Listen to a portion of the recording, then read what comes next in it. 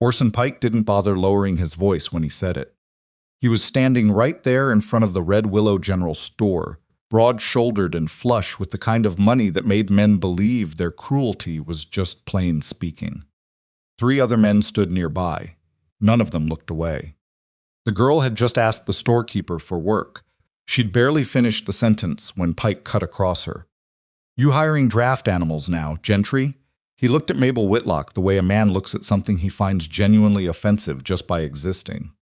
"Because that's what you'd need to put that one to use." The men laughed.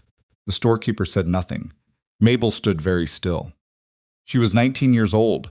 She hadn't eaten since yesterday morning, and she was not going to cry in front of Orson Pike.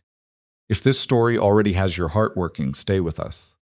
Subscribe to this channel right now, because every week we bring you stories about ordinary people who refuse to be ordinary stories of grit, quiet courage, and the kind of love that doesn't announce itself until it's already changed everything.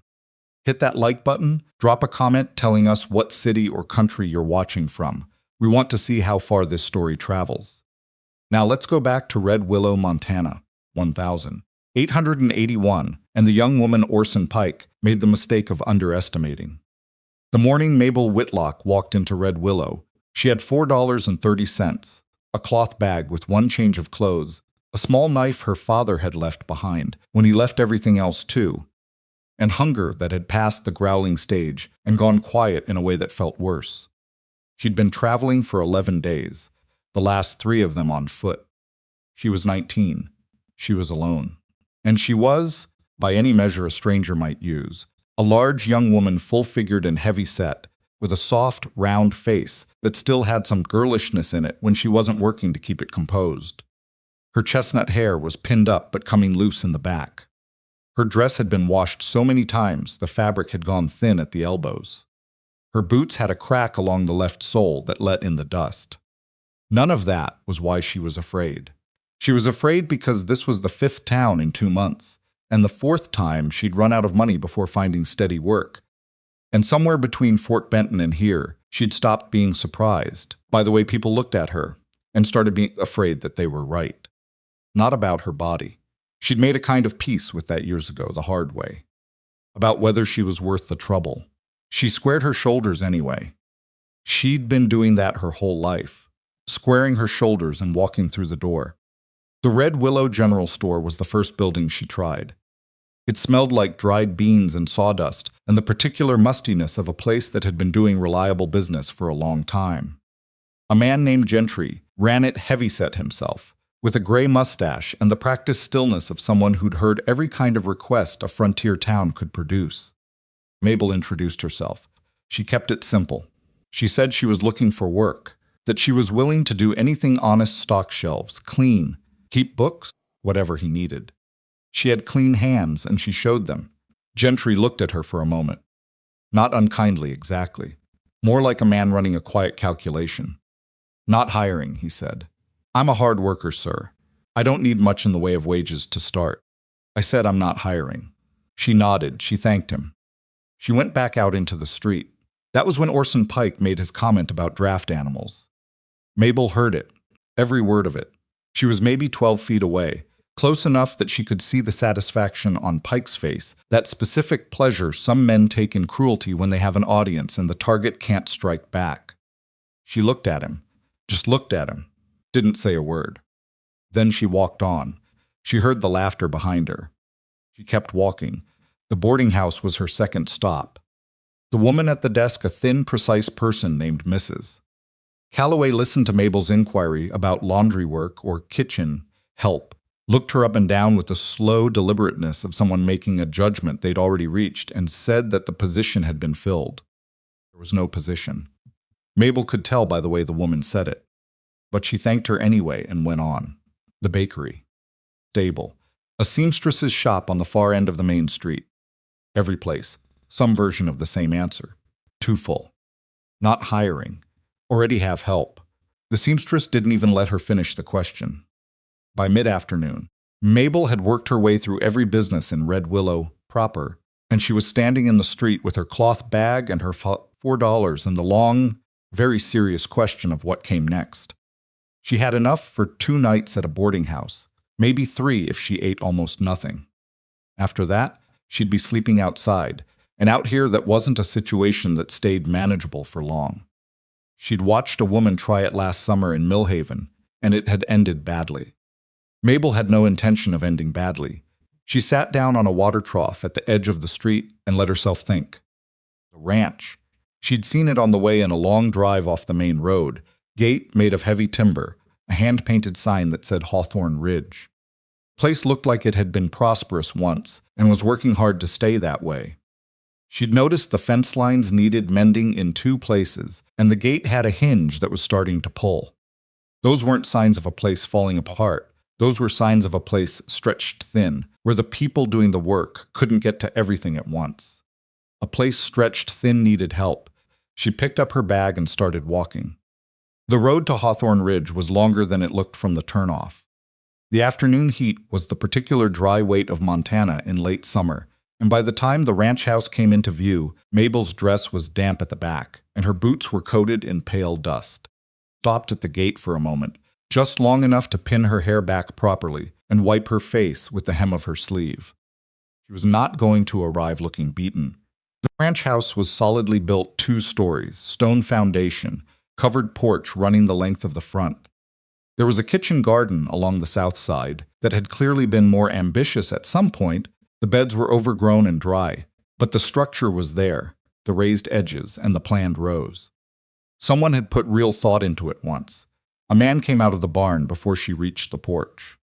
He was tall, not extravagantly so, but the kind of tall that becomes useful rather than decorative.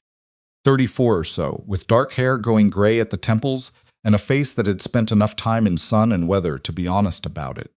He wore a worn canvas jacket despite the heat. His eyes were gray and direct, and he looked at Mabel the way a man looks when he's actually trying to figure something out, rather than just waiting for the conversation to finish.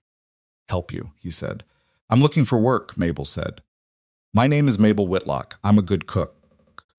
I know vegetable growing, food preservation, chickens, basic animal care. I can keep accounts if you need it. I can teach reading and arithmetic, anyway. I'll work for room and board to start, until I've shown you what I can do." The man, she didn't know his name yet, looked at her steadily. "Where are you coming from?" "Fort Benton, most recently. Before that, Billings. I've been moving around looking for a steady position." "How long you been on the road?" 11 days for this last stretch."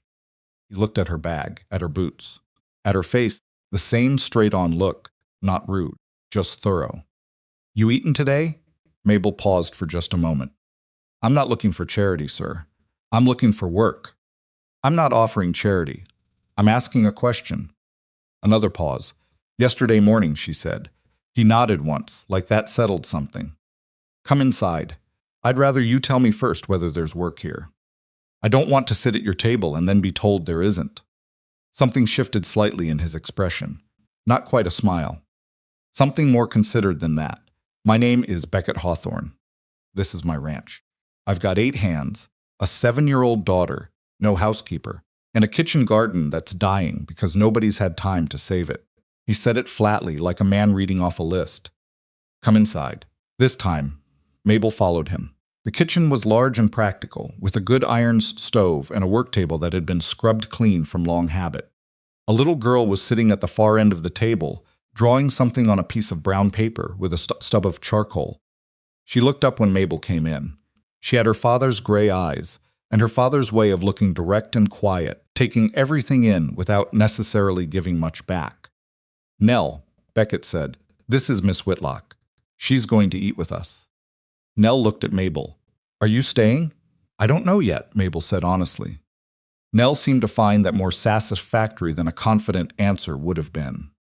She went back to her drawing. Beckett put a plate together without fuss-cold biscuits, sliced salt pork, a cup of black coffee. He set it down in front of the empty chair at the table's end and pulled out the chair and then stepped back. He didn't watch her eat.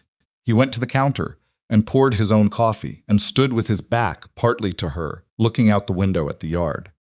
That small consideration was, possibly, the kindest thing anyone had done for Mabel in 3 months. Not being watched, not being observed while she needed something. She ate carefully, slower than she wanted to. The biscuits were 2 days old and a little hard, but she wasn't in any position to have opinions about biscuits. When she'd finished, she pushed the plate back. "Thank you." "You said you know preservation work," Beckett said, still half-turned toward the window. "Yes. What do you know about root cellars? Temperature management, ventilation, which vegetables keep and in what conditions, how to layer storage to reduce spoilage. I can tell you the exact sequence for putting up a good winter larder if you want it." He turned around. "The woman I had before could cook. Couldn't do much else and wasn't interested in learning. Before that, I had a man who was supposed to manage the domestic side of things. He said domestic side the way people say words they find slightly absurd. He lasted about 3 weeks. What happened to him? He found out what frontier winters are actually like." "I'm not going to run from a winter," Mabel said. "Most people say that before they've spent one here. I spent one in Billings. I know what a real Montana winter is." He looked at her for a long moment. "Room's in the back of the house off the kitchen. Small, but it's got a good door and its own stove. Meals with us. $4 a month to start." He paused. "It's real wages. If you're still here in 3 months and doing what you say you can do, it goes up." Mabel was quiet for a moment. $4 a month was modest, but the room and meals made it reasonable, and she was in no position to negotiate from strength. "There's something else," she said. "What's that?" "I want to be clear about the nature of the work. I'll do the cooking in the house, that's understood. But I noticed your kitchen garden on the way in. It's not dead, it's salvageable, and whoever laid it out knew what they were doing. I want permission to work it, not as part of my duties, as part of the deal.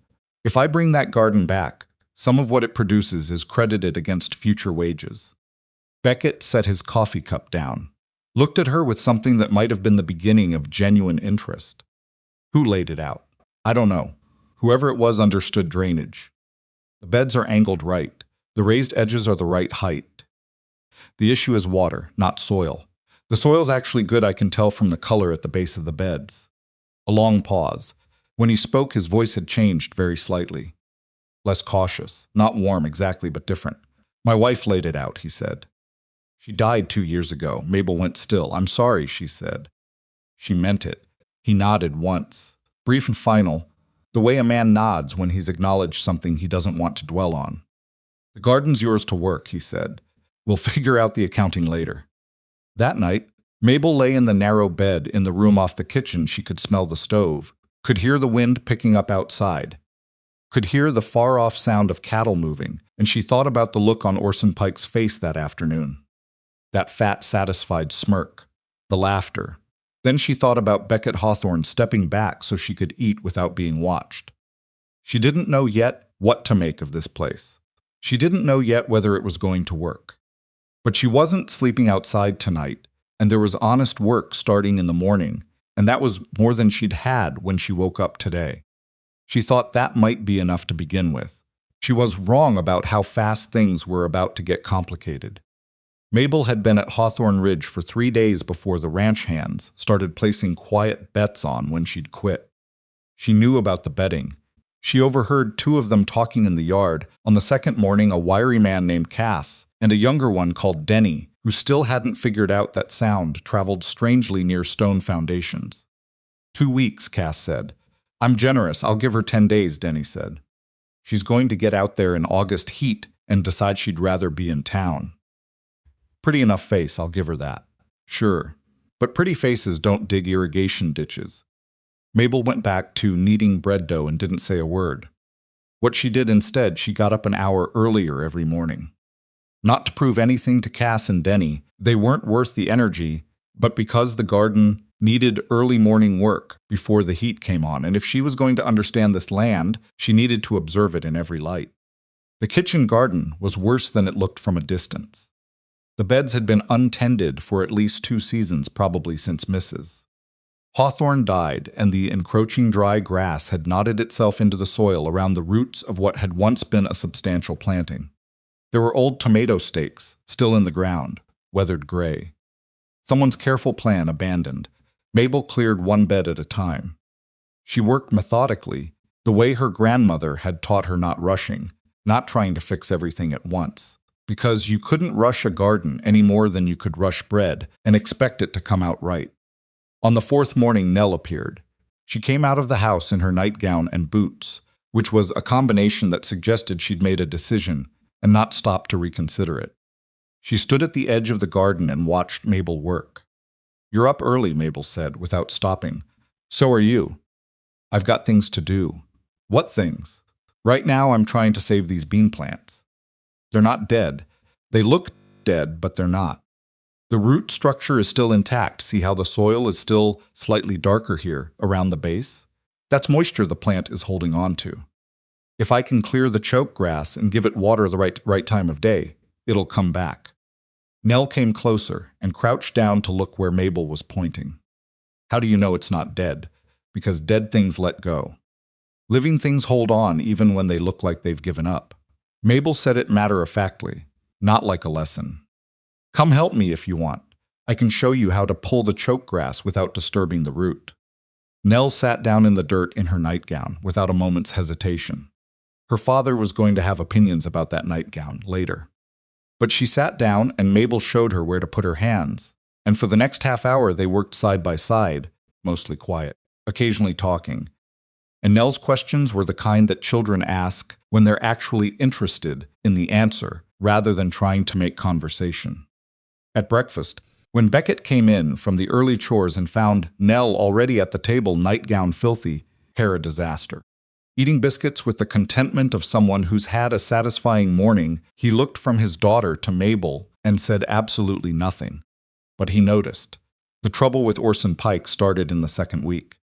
Mabel had known he was part of Red Willow's landscape since that first afternoon. She'd asked some careful questions of a woman at the dry goods store and learned the basic shape of the man.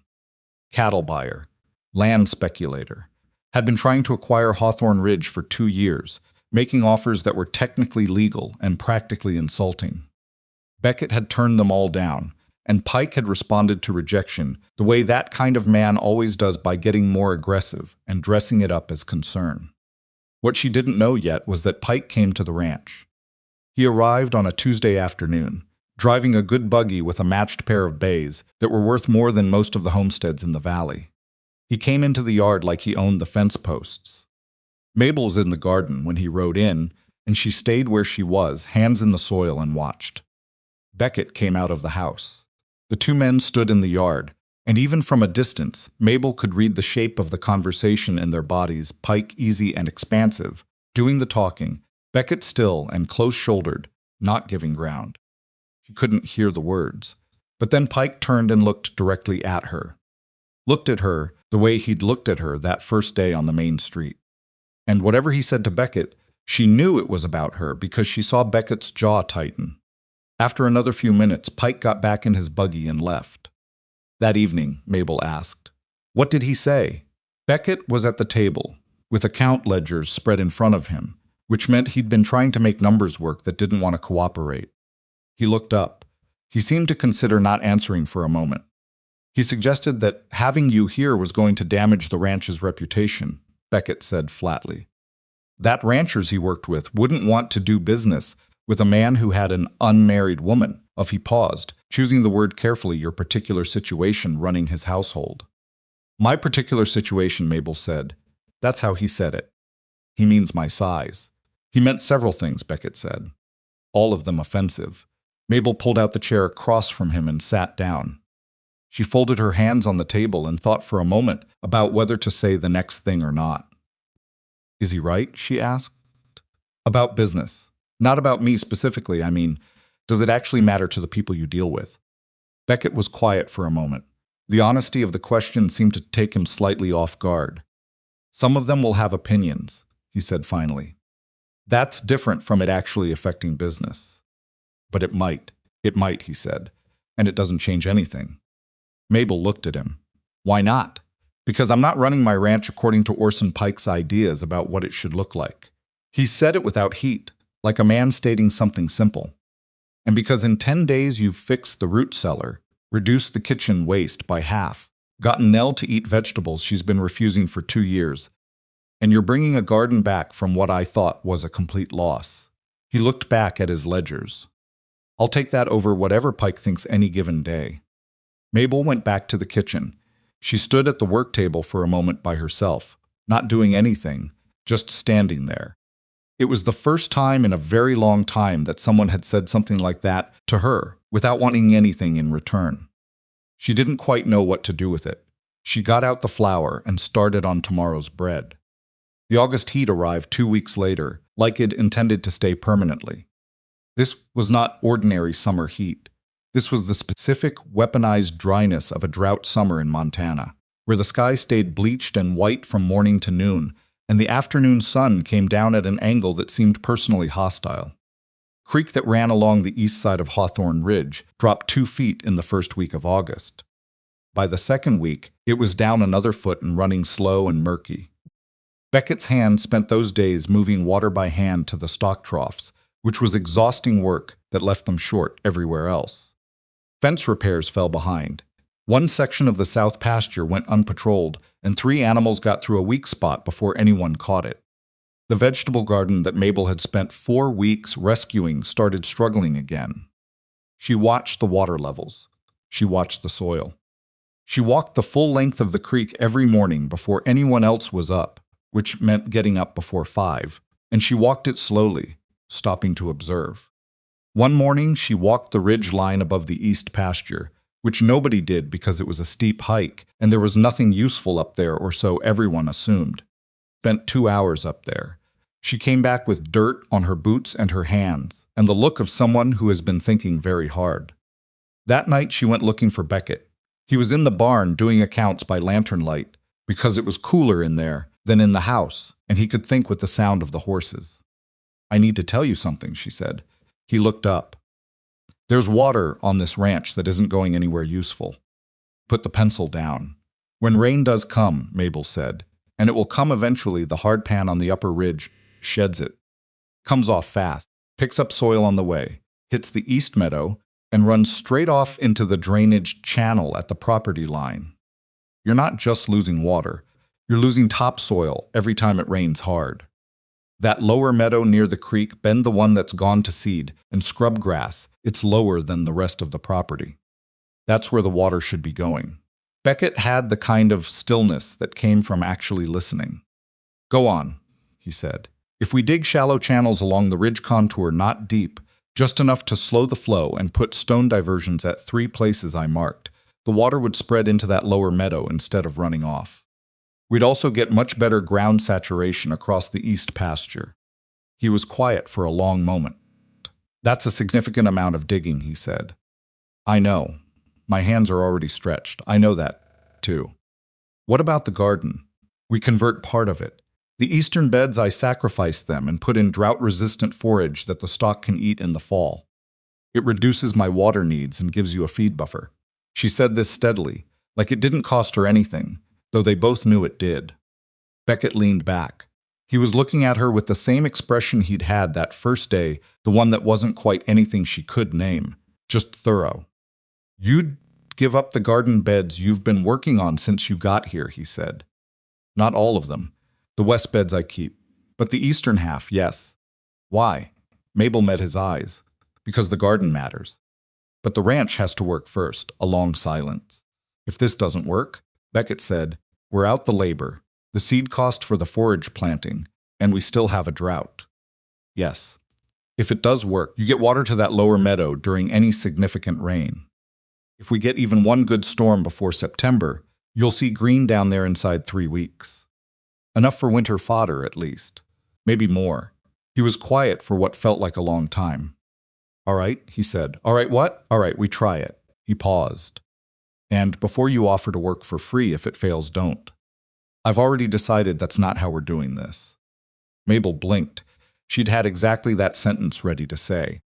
"Keep your wages," Beckett said. "If we're gambling on this ranch, we're gambling together." She walked back to the house in the dark and didn't let herself think too much about what he'd just said or why it had landed the way it had. She had channels to plan in the morning. They started digging the following Monday. Beckett gave her Cass and 2 other hands named Hollis and Rouger for the project. He also dug himself on the days he could spare the hours. This surprised the hands considerably, And Mabel caught Cass giving her a look she couldn't quite read reassessment. Maybe, though it came slowly. Mabel worked the channels herself on the days the men were needed elsewhere. The work was hard. She wasn't going to pretend it wasn't. Her hands blistered and then toughened. Her shoulders ached. There was a persistent muscle pull in her left side for the first 2 weeks that she managed with a hot compress at night and ignored during the day. Nell, who had taken to appearing wherever Mabel was working with the reliability of weather, sat on a rock at the edge of the channel one afternoon and watched her work. "Does it hurt?" Nell asked. "The digging?" "Your hands." Mabel looked at her palms. The blisters had broken and healed and broken again. "Yes," she said. "Why do you keep doing it?" Mabel thought about the question seriously, the way Nell's questions always deserved. "Because something good is at the end of it," she said. "And stopping in the middle just means it hurts and you've got nothing to show for it." Nell chewed on this for a while. "Then my mother planted the garden." It was the first time Nell had mentioned her mother to Mabel directly. Mabel kept digging. "I know," she said. "Are you going to make it different?" "The garden?" "Some of it, yes. I'm going to put in different plants in the east bed's ones that take less water and feed the stock. But the west beds, where she had the vegetables, I'm keeping those. I'm just giving them more of a chance than they've had." Another long silence from Nell. "She liked tomatoes best," Nell said finally. She used to say a garden that can grow a good tomato can grow anything. Mabel smiled, eyes still on her work. "Your mother was right about that." It was in that moment that Orson Pike chose to arrive with 2 other men from town, riding into the yard at a pace that announced they weren't there for a social call. Mabel straightened and watched. Beckett came out of the house. Pike dismounted. The 2 men he'd brought stayed on their horses, which was the kind of arrangement that was meant to look like a conversation but was actually something else. Couldn't hear the exchange from where she was working, but she watched Pike's gestures expansive, dismissive, pointing once toward the channel work, once toward her. She watched Beckett stand completely still. Then Pike said something that made Beckett step forward. Just one step, but it was the step of a man deciding something. Pike said something else, shorter. He was smiling. Beckett said something back that Mabel couldn't see or hear, and Pike stopped smiling. After another moment, Pike remounted, and the 3 men rode out of the yard at a pace that was trying very hard to look casual and wasn't succeeding. Beckett came across the yard to where Mabel was standing. "What did he say about the channel work?" she asked. Beckett looked at her steadily. He said it was the most entertaining waste of time and money he'd seen in 2 years, and that everyone in Red Willow was going to know that Hawthorne Ridge was being run by a fat girl with delusions. Mabel absorbed this. "What did you say back?" Something moved in Beckett's expression. "Not anger, quieter than anger. I told him to get off my land," he said. She looked at him for a moment. Then she picked up her shovel. "Then I'd better make sure it works," she said. She went back to digging. The channels held through the first week of August. That was the thing nobody had expected, not Cass, not Hollis, not Rouge, and if Mabel was being honest with herself, not entirely her either. She'd believed in the theory. She'd walked that ridge enough times to understand the drainage pattern, had done the calculations in her head during the hours she couldn't sleep, had drawn rough diagrams on brown paper and argued herself out of every objection she could think of. But theory was theory. Montana ground was something else, and it had its own opinions about what you thought you understood. Channels held, not perfectly. There was a section near the second stone diversion that developed a lateral leak on the 5th-day water, finding the path of least resistance through a gap between 2 rocks that Mabel had thought was packed tight enough. Caught it early in the morning, before anyone else was out, and spent 2 hours repositioning the stones and tamping wet clay into the gap with her hands. By the time Cass came to check on the project, the leak was sealed and the channel was running clean. She didn't mention it at breakfast. What she did mention, to Beckett alone, that evening, we need to check every junction point after any significant water flow. Pressure changes. Things shift. This isn't a set it and forget it situation. How often? Every morning at least. More after rain. He nodded. I'll add it to the rotation. I can do it. You've already got more on your list than makes sense. He said it without looking up from the feed calculation he was working through. Cass can handle the channel checks with you 3 times a week. The other days he does it alone. You show him what to look for. Mabel thought about this. Cass, who had given her 10 days and lost his bet, had become somewhere in the past few weeks something more complicated than an obstacle. He wasn't warm toward her, he wasn't that kind of man, but he'd stopped the muttering and he'd worked the channels without complaint, which from Cass counted as something close to acceptance. "All right," she said. She went to find Cass the next morning. She explained the junction points, showed him the signs of lateral seepage, taught him how to test the clay packing by pressing with 2 fingers, not one, not a fist. 2 fingers in a specific way that gave you honest information about how solid the seal was. Cass listened without comment. When she finished, he crouched down and pressed the clay the way she'd shown him, then looked up. "How'd you learn all this?" he said. "Observation," Mabel said. "And a lot of things not working the first time." Cass made a sound that wasn't quite a laugh. "Fair enough," he said. It wasn't friendship, but it was something that both of them could work beside, which was what the situation called for. Nell turned 8 years old on the 14th of August, which Mabel only knew because she'd found an old calendar in the kitchen drawer, with the date circled in pencil, the handwriting too careful and deliberate to be Beckett's, looping slightly in the way of someone who'd been taught penmanship properly. Mrs. Hawthorne's handwriting. Beckett hadn't mentioned the birthday. Mabel wasn't sure if this was oversight or avoidance, but she'd noticed that he got quieter in the second week of August in a specific way, not distant, not short, just quietly armored. Like a man walking around something he couldn't look at directly. She didn't ask him about it. Instead, on the morning of the 14th, she got up an hour earlier than usual and made a birthday cake with the last of the preserved summer cherries and the good flour she'd been rationing. It wasn't a grand cake. The oven ran hot on the left side and she had to rotate it twice, and the top cracked slightly in a line across the middle. She dusted it with sugar and put it on the table under a cloth before Nell came down. When Nell pulled the cloth back and saw it, she went completely still. Mabel was at the stove, pretending to be occupied with something else. "Miss Whitlock," Nell said. Her voice was strange. "Careful. Happy birthday," Mabel said without turning around. A long pause. Then the sound of a chair being pulled out. "It's got cherries," Nell said. "I found them in the cellar." "Your mother put them up. The seal was still good." Another silence. This one was different from the usual ones. Mabel turned around. Nell was sitting in the chair with both hands flat on the table on either side of the cake, looking at it with an expression that was trying to be 8 years old and not quite managing it. Her jaw was set hard. Mabel sat down across from her. "She used to make this," Nell said. "I know. I found a recipe card in the tin on the shelf." Her handwriting. Nell looked up then. "You used her recipe?" "I did. I changed the proportions slightly because I only had half the cherries, but mostly it's her recipe." Mabel paused. "I hope that's all right." Nell's jaw unclenched. Something moved across her face that Mabel couldn't entirely name, grief and relief, and something that was almost but not quite okay. And wasn't that about right for a child who'd lost her mother at age 6 and had been carrying it quietly ever since? "It's all right," Nell said. Her voice was steady.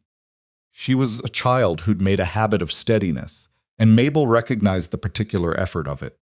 Beckett came in from the morning chores 10 minutes later, stopped when he saw the cake, and stood in the doorway for a moment without speaking. "Birthday cake," Nell announced. "Miss Whitlock made it. With Mama's cherries." Beckett looked at Mabel.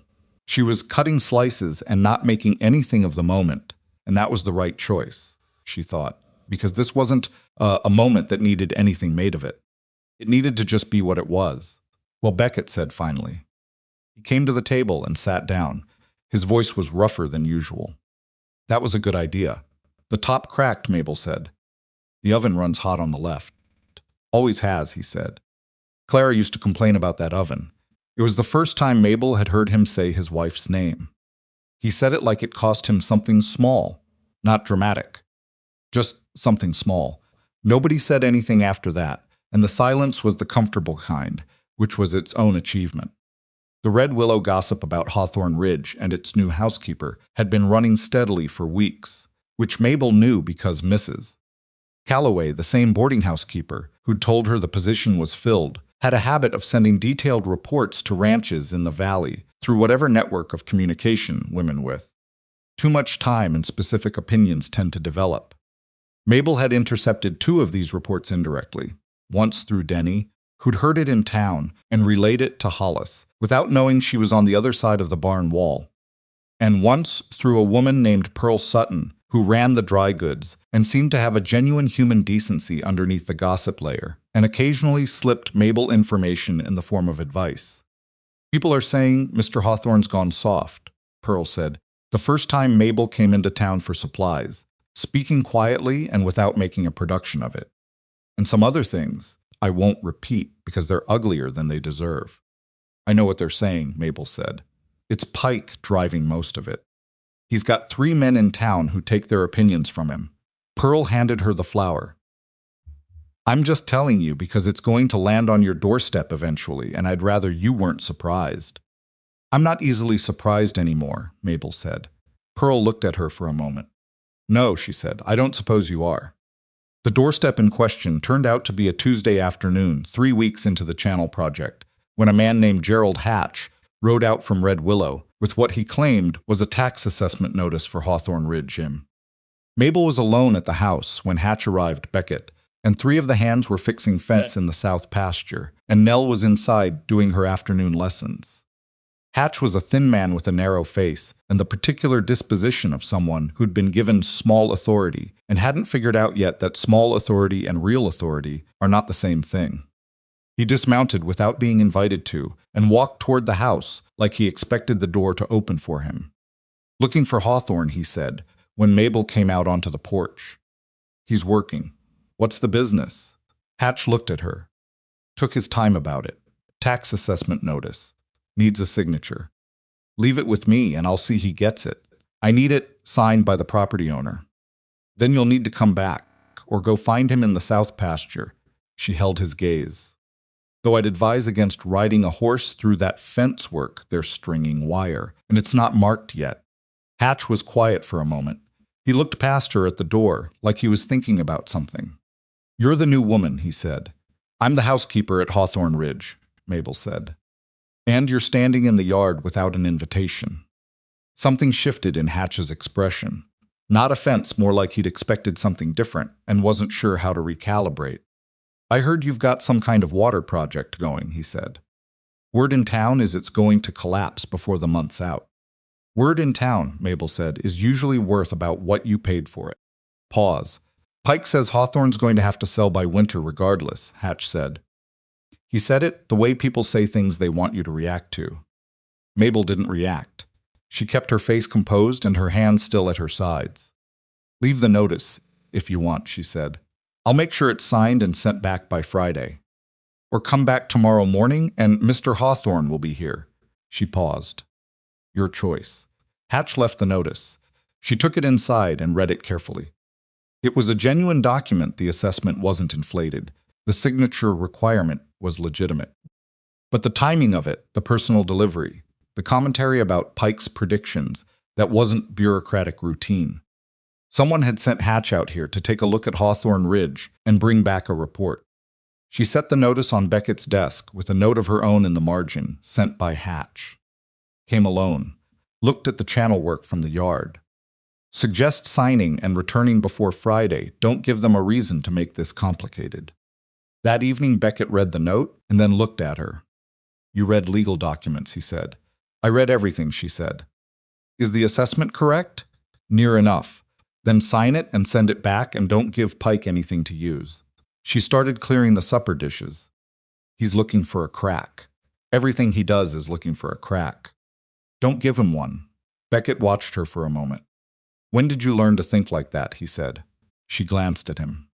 "When I figured out that being angry about unfairness doesn't change it, but understanding exactly how it works sometimes does."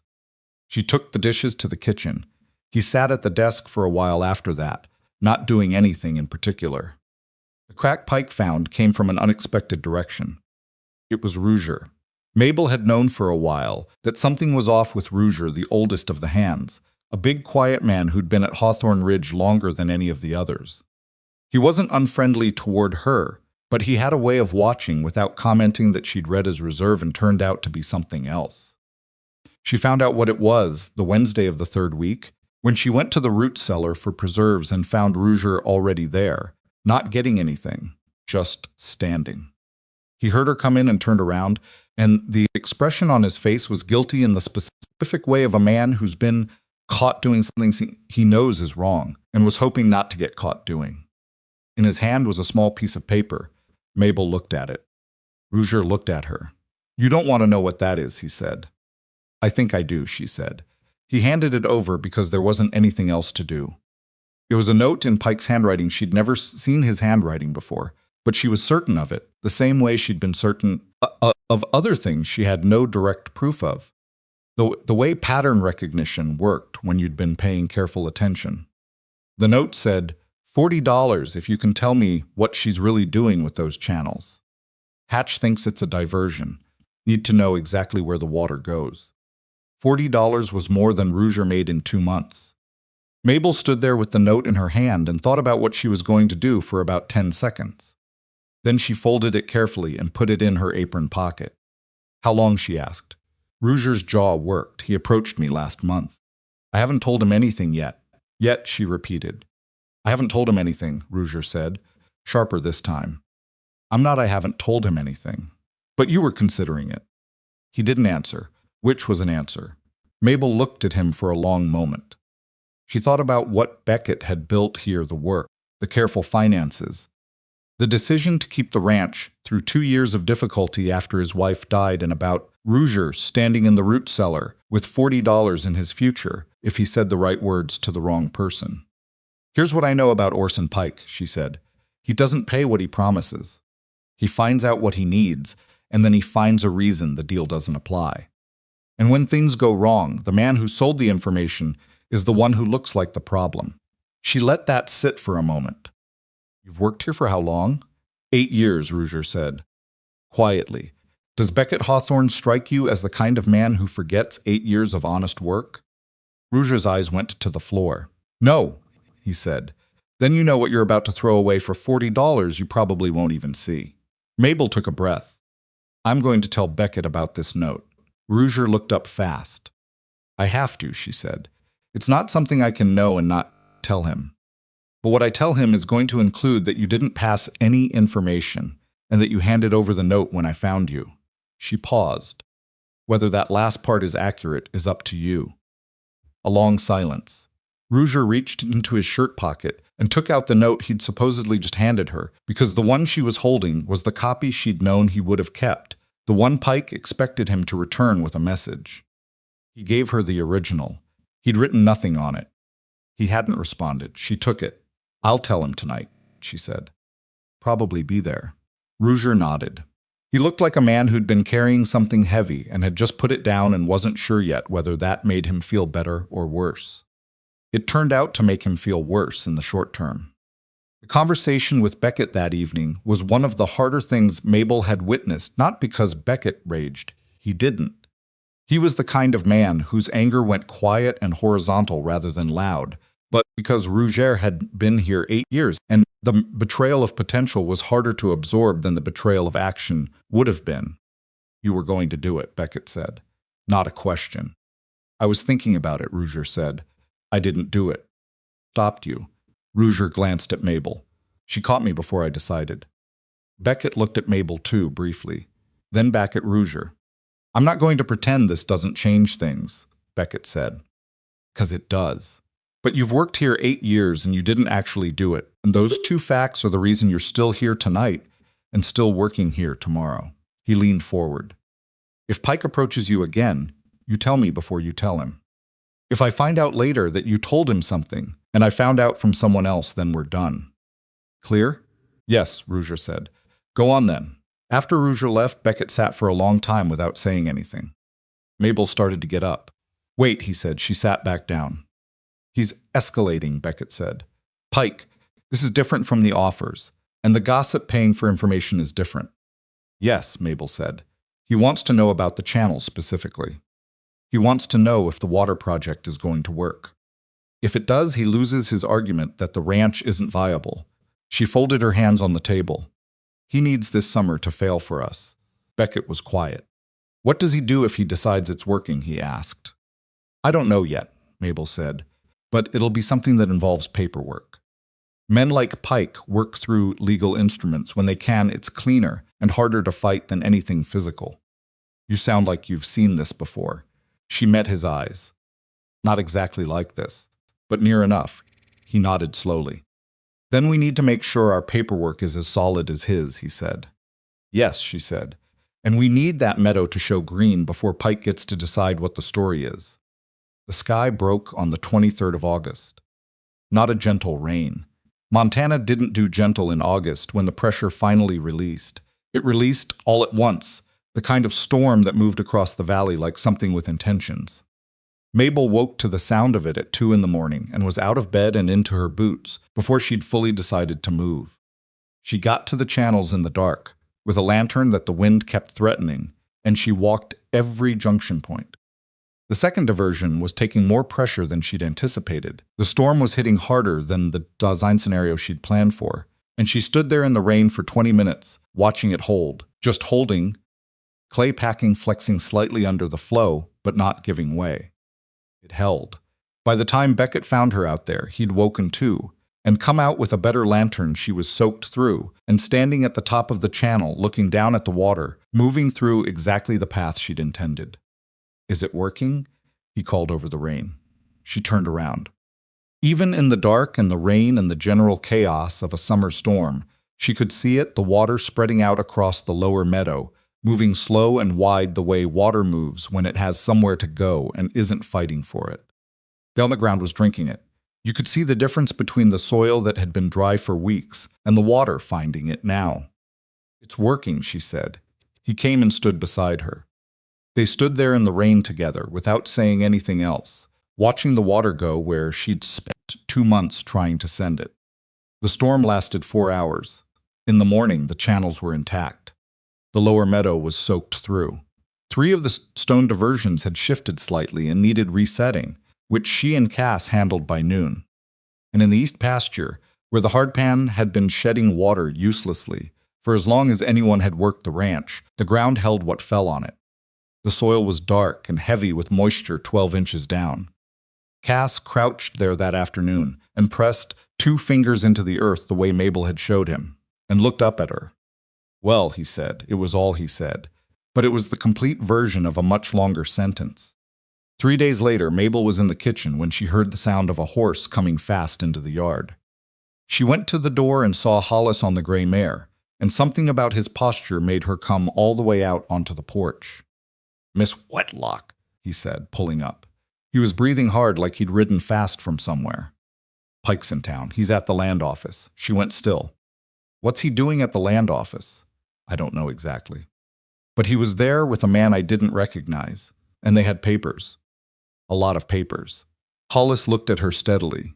Denny heard Pike tell this man that the Hawthorne water rights weren't properly filed when the original deed was registered. That there's a question about whether the creek water on the east side belongs to Beckett or to the county water board. Mabel stood on the porch in the afternoon sun and felt the cold, specific clarity of understanding exactly what Orson Pike was doing. Channels had worked. He knew that now someone had told him, or he'd seen it himself, or he'd simply read the weather and done the math. The water project was going to save Hawthorne Ridge through the winter. So he'd shifted his ground. He wasn't going to take the land by buying it anymore. He was going to take the water. She turned around and went inside and straight to Beckett's desk, where she'd spent 3 weeks quietly organizing his papers while he thought she was just tidying.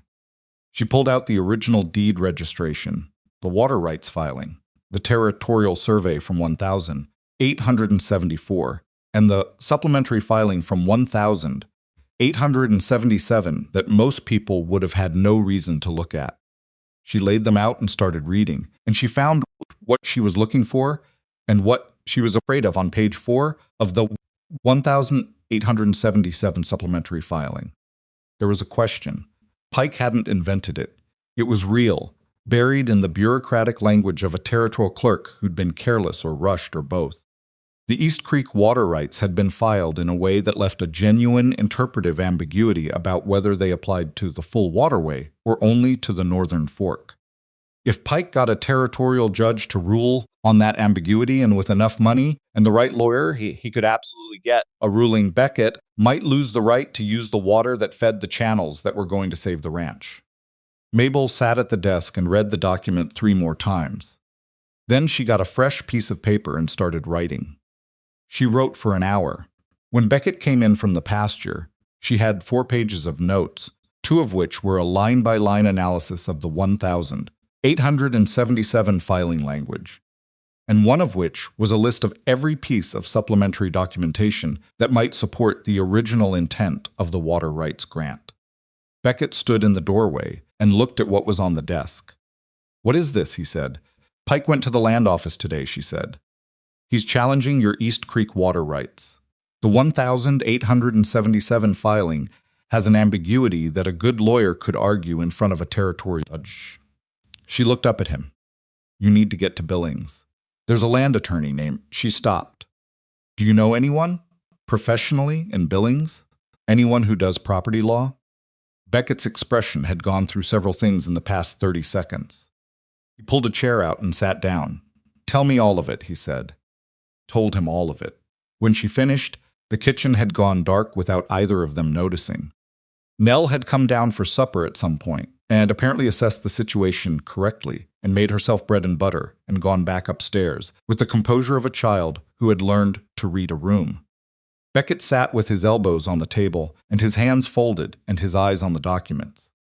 "If he wins that ruling," he said, "you lose the East Creek water for anything below the Northern Fork. That includes the channels. That includes the lower meadow." Mabel said it straight because he needed it straightened. "You could survive it, maybe, if the hay from the lower meadow gets through this fall. But next year, without that water source, you're back to the same drought vulnerability you had this summer. And Pike knows that. Pike is counting on it." Beckett was quiet for a long time. "How long do I have," he said, "before he files for a ruling?" "I don't know exactly.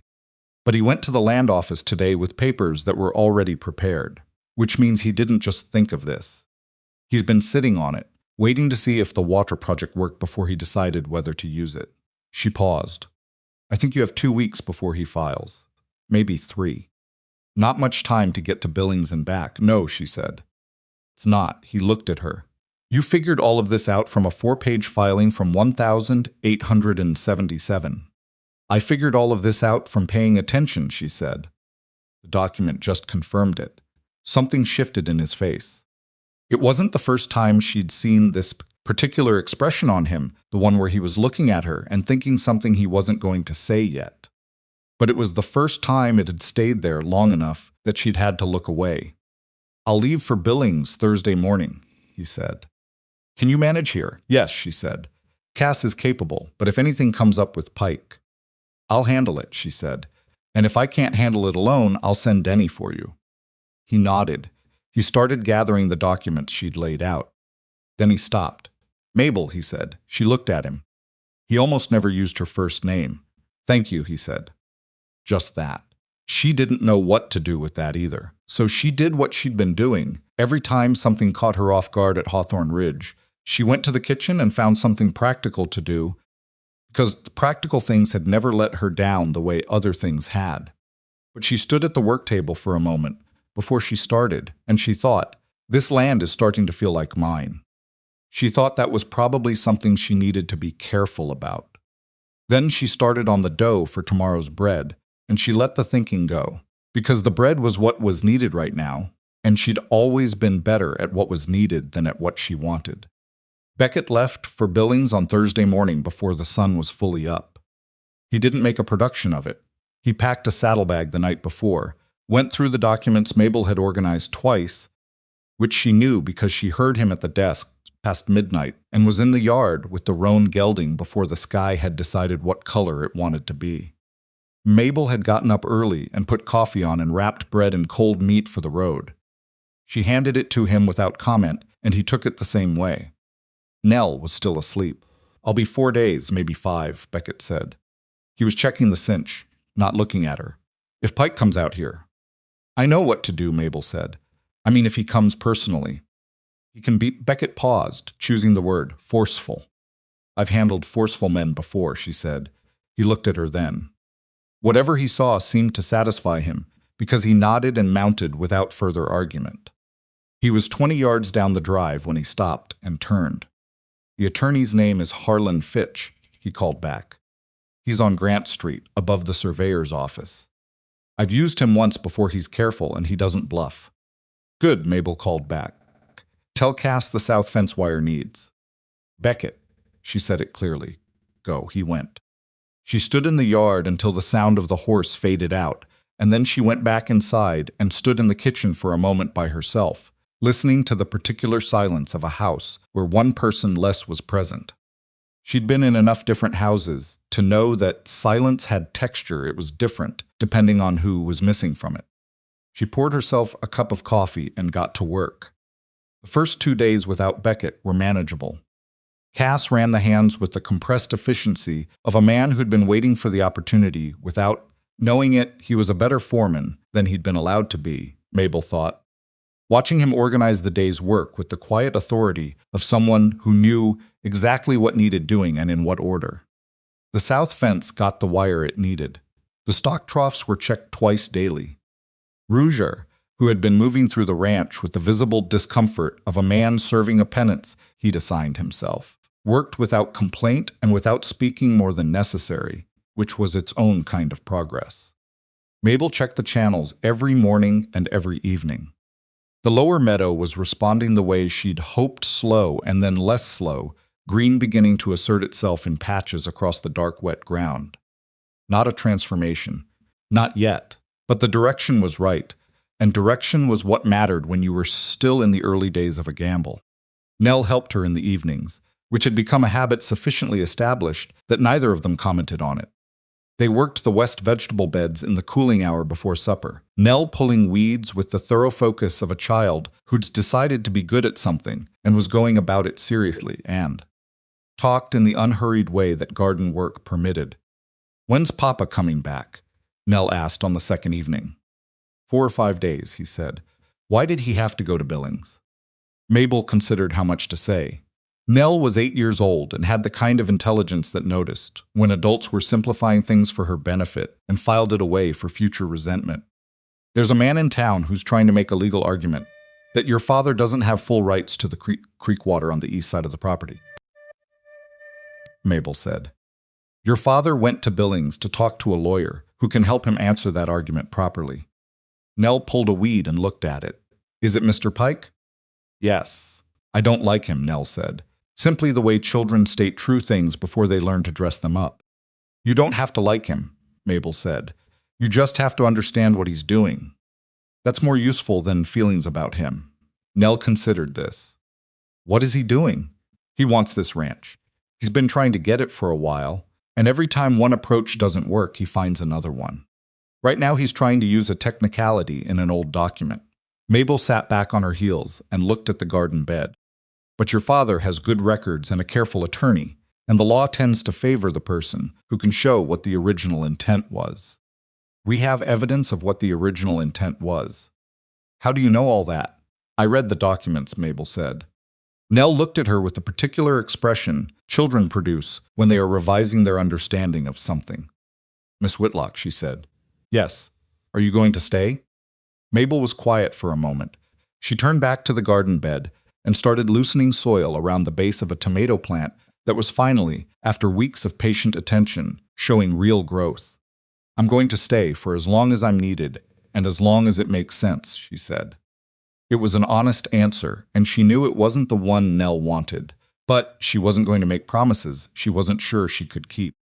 Nell accepted it without pushing.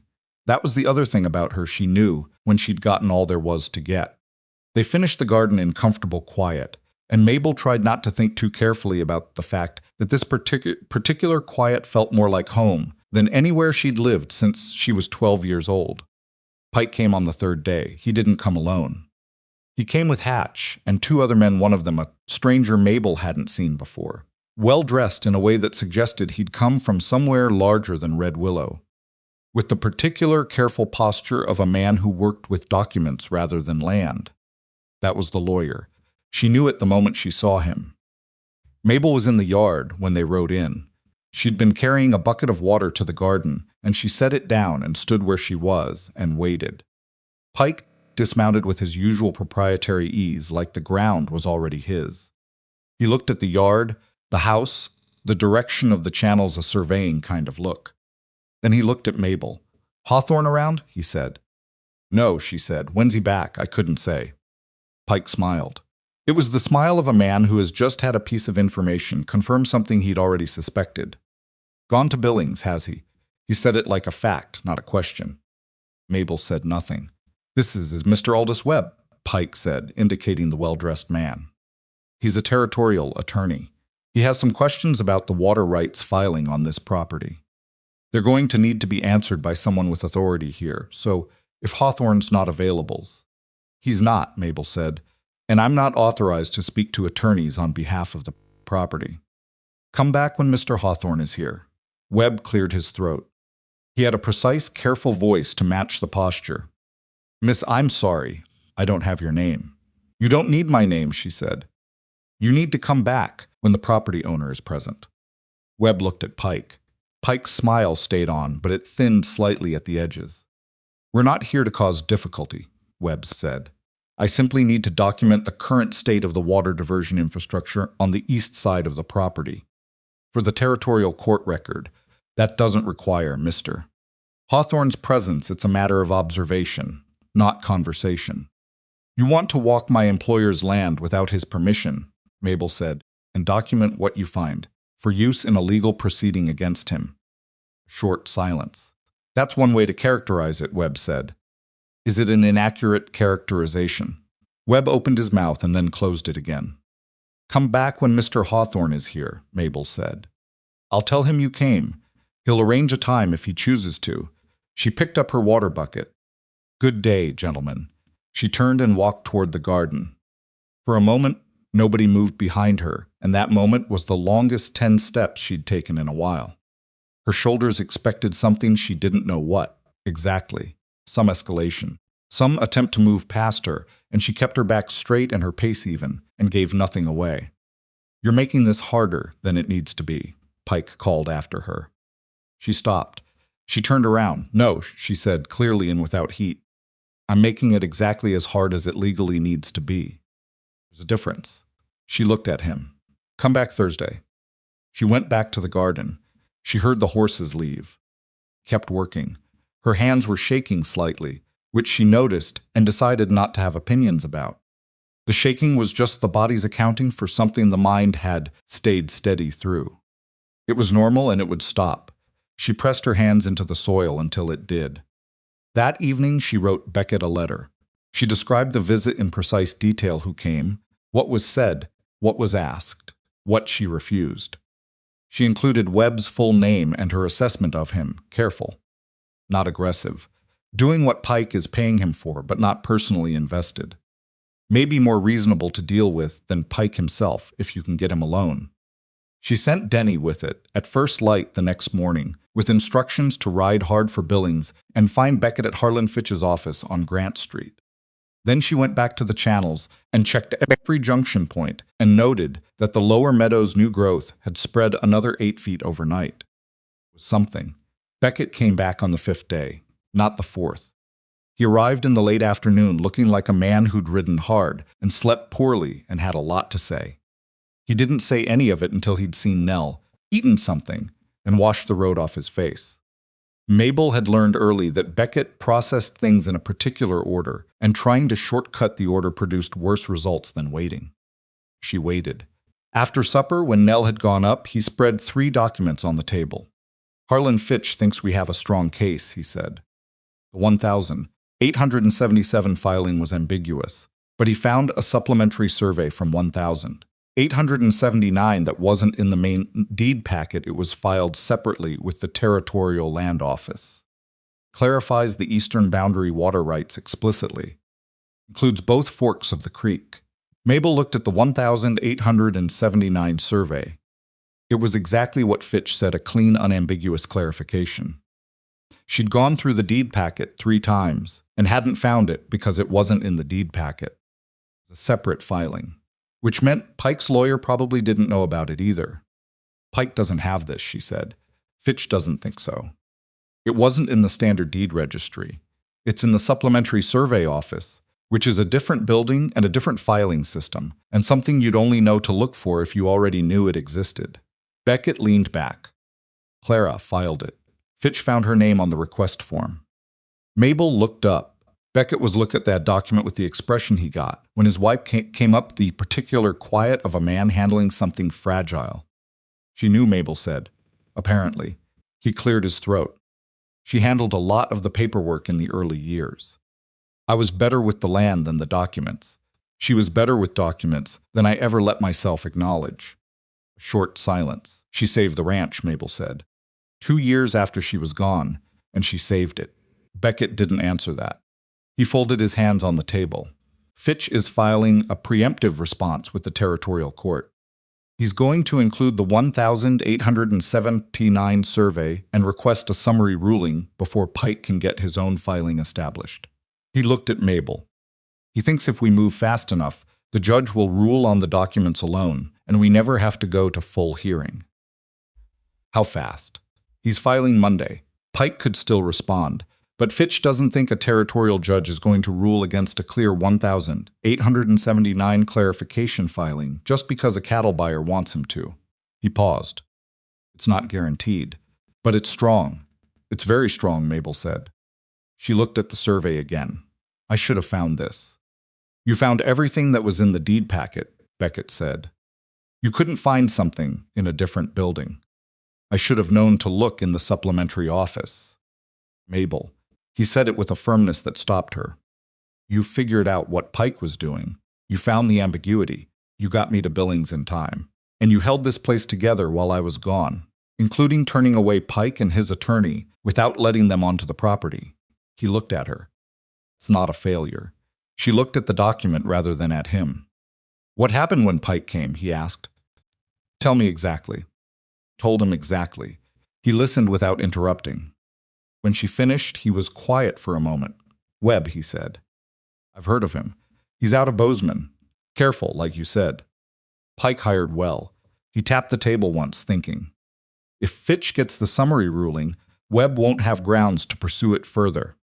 And if he doesn't get the summary ruling, then we go to hearing, and we win slower and more expensively. He said it with a flatness that told her he'd already made peace with that possibility in Billings. Either way, we have the 1,879 survey. Pike can't make that disappear. Mabel nodded. One more thing, Beckett said. He reached into the inside pocket of his jacket and put a folded piece of paper on the table. Fitch had some questions about the channels, specifically about whether they constituted a new water diversion or an improvement to existing infrastructure. That distinction matters legally. Mabel opened the paper. It was a list of technical questions in an attorney's careful handwriting. I can answer these, she said. I know. That's why I brought them to you instead of guessing. She took the paper. She'd answer them tonight and send them with Denny in the morning. She was already organizing the information in her head, the channel design, the existing drainage patterns, the specific way the diversions worked with the natural topography rather than against it. It wasn't a new diversion. It was the land doing what it had been trying to do for years with some help. She could make that case clearly. She'd been making versions of it since August. The Red Willow Harvest Fair was 3 weeks away when the lower meadow produced its first real yield. Mabel walked it on a Tuesday morning in early September, and what she found was enough to make her stop in the middle of the field and just stand there for a moment, which she almost never did. The meadow had been scrub and dry grass and a few stubborn volunteer plants when she'd first identified it as the target for the water project.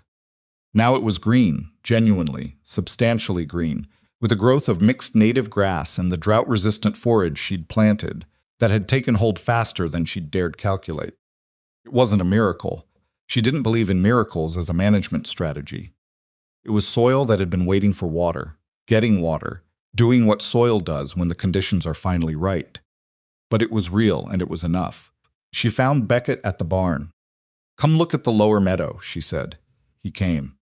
He walked it the way a rancher walks land. He's worried about not the quick circuit of someone checking a box, but the slow, deliberate walk of a man reading what the ground is telling him. Crouched twice and checked the root depth.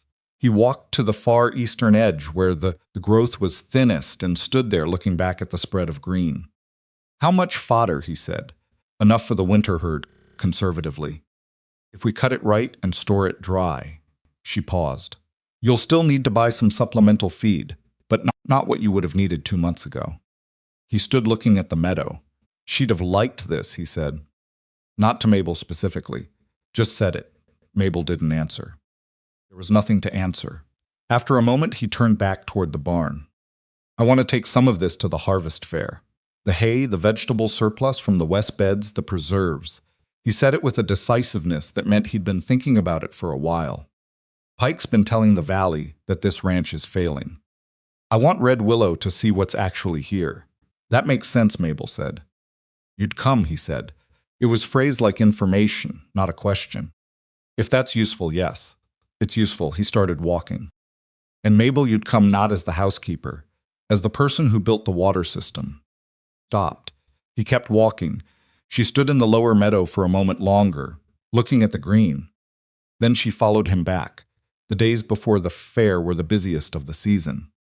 There was hay to cut and dry and bundle, preserves to count and crate, vegetables to sort, the best ones set aside for display, the rest going to storage.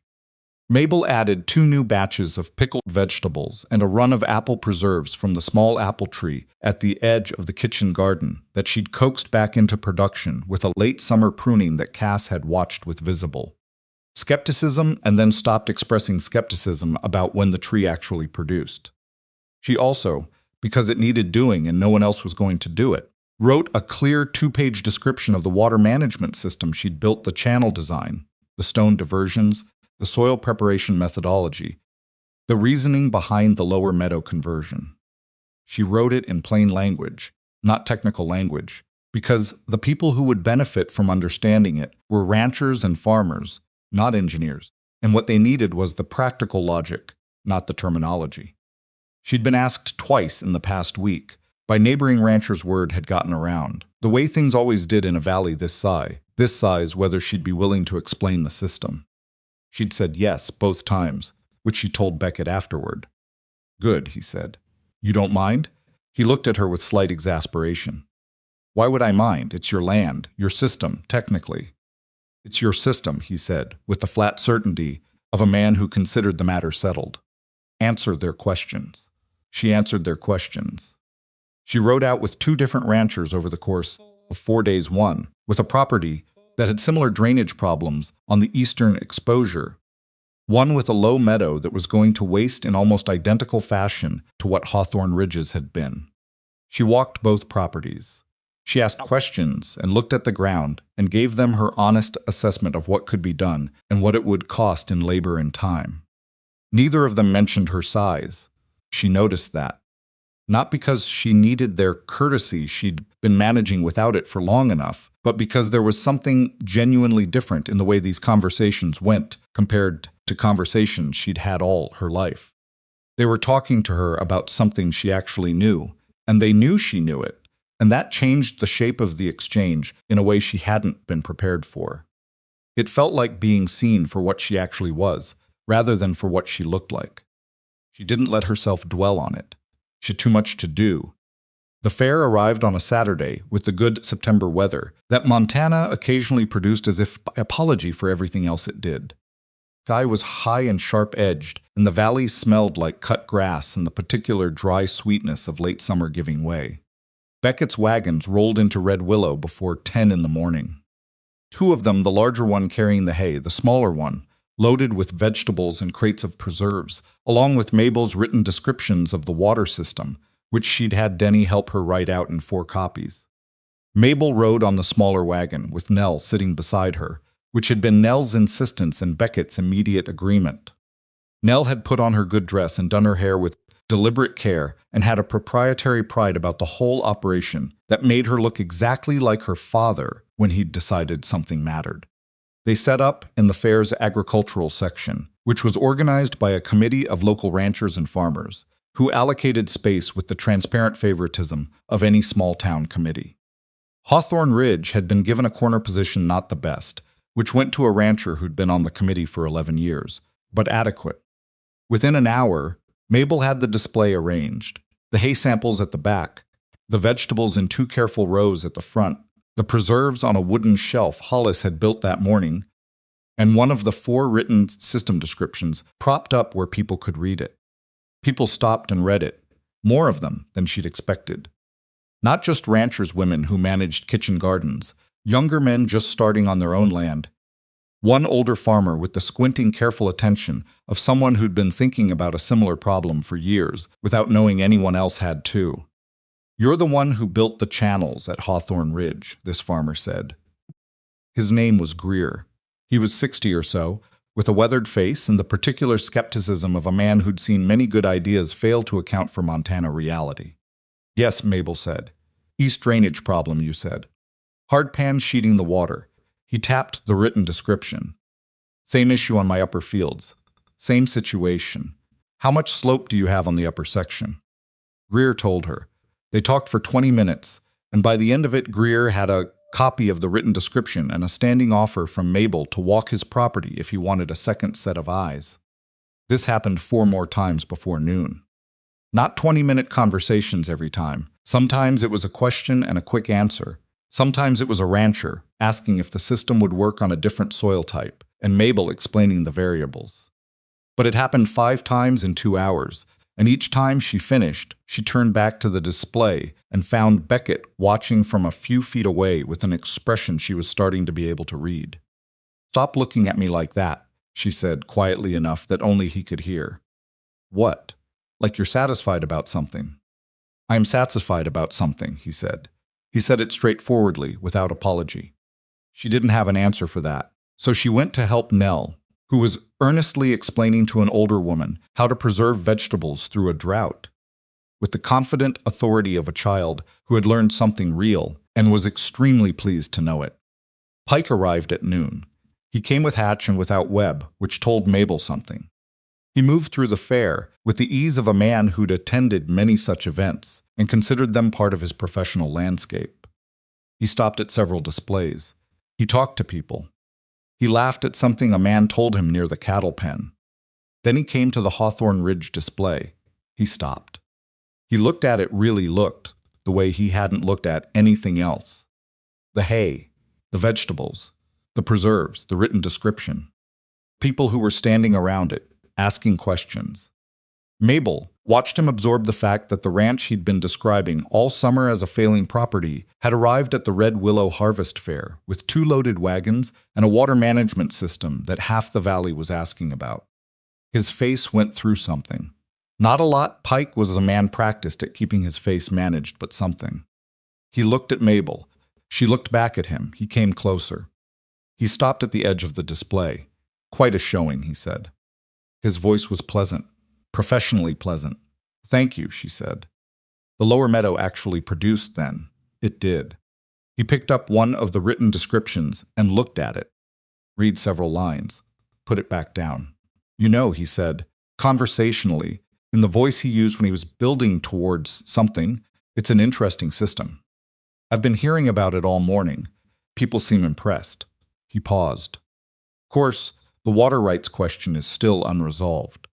Harlan Fitch filed a preemptive response with the territorial court 2 weeks ago," Mabel said, "including the 1,879 supplementary survey that clarifies the eastern water rights." She paused 1 beat, "which I believe you didn't know existed." Something happened in Pike's eyes. It was fast. He was good at managing his expression, but it was there. "I've heard about the filing," he said. "Then you know that a judge is reviewing it now," she said, "and that the 1,879 survey makes the ambiguity in the 1,877 filing irrelevant." She kept her voice pleasant and direct. "The water rights at Hawthorne Ridge are intact. The channels are a legitimate infrastructure improvement. And as you can see," she gestured at the display, at the hay, at the written descriptions in people's hands, "the ranch is not in the condition you've been describing." A silence.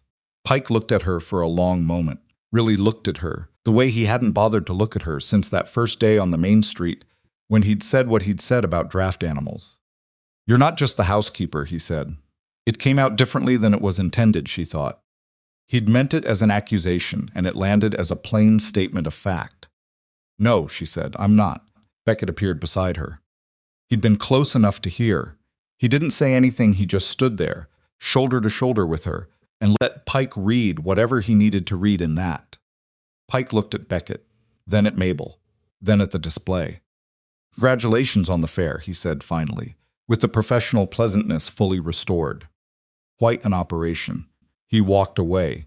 Mabel let out a breath that she'd been holding for about 2 minutes. "He's not done," she said quietly to Beckett. "No," Beckett agreed. "But he's stopped moving forward for now." Yes, he was watching Pike's retreating back. "He's recalculating. Men like him always do." Nell appeared at Mabel's elbow. "Was that Mr. Pike?" she said. "Yes," Mabel said. "What did he want?" "To see what we had," Mabel said. "He saw it." Nell considered this. "Did he not like it?" "I don't think he liked it very much," Beckett said. Nell's expression arranged itself into something that was working hard not to be a smile.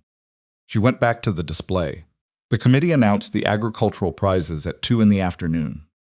Hawthorne Ridge won the Improvement Award, a modest thing, a ribbon and a certificate and $20.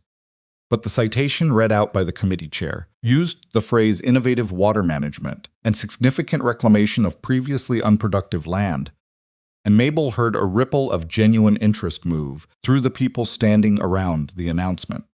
She was standing at the back of the crowd when it was read.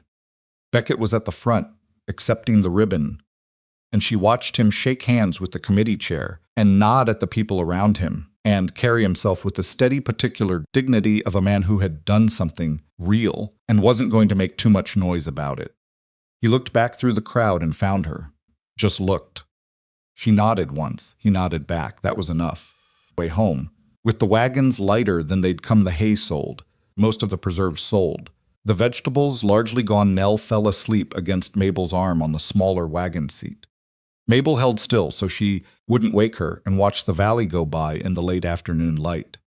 Beckett was riding alongside on the roan, close enough to talk if she wanted to, far enough to give her the quiet if she needed it. He'd learned that about her, when she needed quiet versus when she needed conversation, and the difference wasn't always obvious to people who hadn't been paying attention. After a while, he said, "3 ranchers asked me today if you'd be available to consult on their water issues." "I know," she said. "I talked to them." "You didn't tell me." "I was going to tell you tonight." A pause. "What did you say to them?" "I said I'd have to discuss it with you." "Why with me?" She glanced at him. "Because I'm employed at Hawthorne Ridge. Any time I spend on another property is time I'm not spending here. That's your call to make, not mine." He was quiet for a moment. "It's your time," he said finally. "You've more than covered your obligations here. If you want to consult for other ranches, you can." She looked at the road ahead. "I'd want to keep it to 2 or 3 days a month," she said. "And I'd want to make sure the channels are stable first before I'm away." "The channels are stable," he said. "You checked them this morning." "I know, I'm saying in general." As a principal, he nodded. Another silence, companionable and easy in the way their silences had become over the past months. Nell shifted slightly in her sleep and didn't wake. "Mabel," Beckett said. "Yes." He seemed to choose his words carefully, which was not unusual. He was always a careful man with language, but tonight there was something additional in the care. "Today, when Pike came to the display," he said, "you handled that better than I would have." "I don't know about that." "I do. I'd have gotten angry." He said it without embarrassment, just plain acknowledgement. "Stayed exact. You said exactly what needed saying and nothing extra." She thought about how she'd felt standing in front of Pike, with the channels working behind her and the meadows hay sold, and his expression doing that complicated thing when he realized 1,879 survey existed. She'd felt not triumph exactly, something quieter and more durable than triumph. She'd felt right, not vindicated, not victorious, just right. The way a channel feels right when the water moves through it exactly the way you designed it to. "I've had a lot of practice," she said, "at staying exact when someone wants me to fall apart." She said it simply, without bitterness, and Beckett heard it the same way. He didn't say anything after that. He rode alongside the wagon in the thickening evening and let the words mean what they meant, and that was one of the things about him. Mabel thought he knew when something had been said completely and didn't need adding to. The gate of Hawthorne Ridge came into view. Hand-painted sign, heavy timber, the hinge that she'd repaired in the first week and that had held solid ever since. Nell woke when the wagon stopped, blinking and slightly confused, and looked up at Mabel. "Are we home?" she said. Mabel looked at the gate. "Yes," she said, "we're home." She meant it as information. But somewhere between saying it and hearing it, she understood it was also something else, the kind of statement that settles into a person quietly and stays there, not requiring anything, just remaining. She climbed down from the wagon and opened the gate, and Hawthorne Ridge opened up in front of her in the dusk, and she walked through it. The territorial court's ruling came on a Wednesday, delivered by a rider from Billings who arrived at Hawthorne Ridge just after breakfast with a sealed envelope and the efficient indifference of a man who carried important documents for a living and had learned not to have feelings about their contents. Beckett opened it at the kitchen table. Mabel was washing the breakfast dishes. Nell had already gone outside to check on their garden, which had become her first task every morning with the seriousness of someone who had inherited a responsibility and intended to honor it. Mabel kept washing dishes while Beckett read. She heard the papers settle on the table. "Fitch got the summary ruling," Beckett said. She set down the bowl she was drying. "The judge ruled on the documents alone," Beckett continued. 1,879 survey is controlling. East Creek water rights are confirmed in full, both forks. Pike's challenge is dismissed without proceeding to hearing. He was reading it again as he spoke, slower the second time, which was what he did when he wanted to be certain he understood something correctly. "It's it.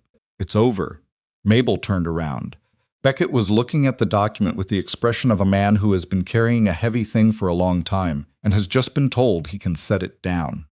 Not elated, not dramatic, just released in the specific quiet way of someone whose relief is too deep to make noise. "Fitch will want his final payment," Mabel said. "I know." Beckett set the document down carefully. "I'll ride in today and send it. The 1,879 survey copy should go back in the deed packet," she said. "Not the supplementary office. Here where you can find it." "I know that too." A short silence. "Mabel." He said her name the way he had at the fair, with something in it that was more than information. She waited. "She filed that survey 6 months before she died," he said. He was looking at the document but not reading it anymore. "I didn't know she'd done it. She handled the legal paperwork, and I trusted her to handle it. And she did, and I didn't. I never went back through it after she was gone." He stopped. "She knew there was an ambiguity. She fixed it, and I never knew." Mabel came and sat down across from him. "She protected the ranch," Mabel said. "That's what she was doing." "Yes." He was quiet for a moment. "Clara was very thorough." She was, Mabel agreed. She'd never met the woman and knew her only through the garden beds and the recipe card and the careful loops of her handwriting on legal documents. But she knew her in the way you know someone who has shaped a place so thoroughly that their hands are still visible in it 2 years after they're gone. Beckett straightened. He folded the ruling and put it with the deed papers. "I'll send word to Fitch. And I want to tell Cass and the hands today they've been working under this for weeks without knowing the full situation." "They knew enough," Mabel said. "But yes, tell them." He did. He called them together at the barn after the morning work and told them in the flat, direct way he had the challenge, the 1,879 survey, the ruling. Cass listened with his arms crossed and then nodded once, in the way that meant he'd already assumed this outcome, but was pleased to have it confirmed. Rougier, who had been existing in a state of quiet penance for weeks, visibly exhaled. Denny looked relieved in the uncomplicated way of a young man who hadn't entirely understood the stakes, but had understood that something was wrong and was glad it was fixed. Hollis said, "Does this mean Pike is done?" "It means he's out of legal options on the water rights," Beckett said. "That's not the same as done," Hollis said. "No," Beckett agreed. "It's not." He was right about that, as it turned out. Pike's response to the ruling was not immediate. That was the first thing Mabel noted. He didn't react the day the ruling was issued, or the day after. He let a week pass, and in Red Willow a week was long enough for the news of the ruling to circulate through every ranch and farm in the valley.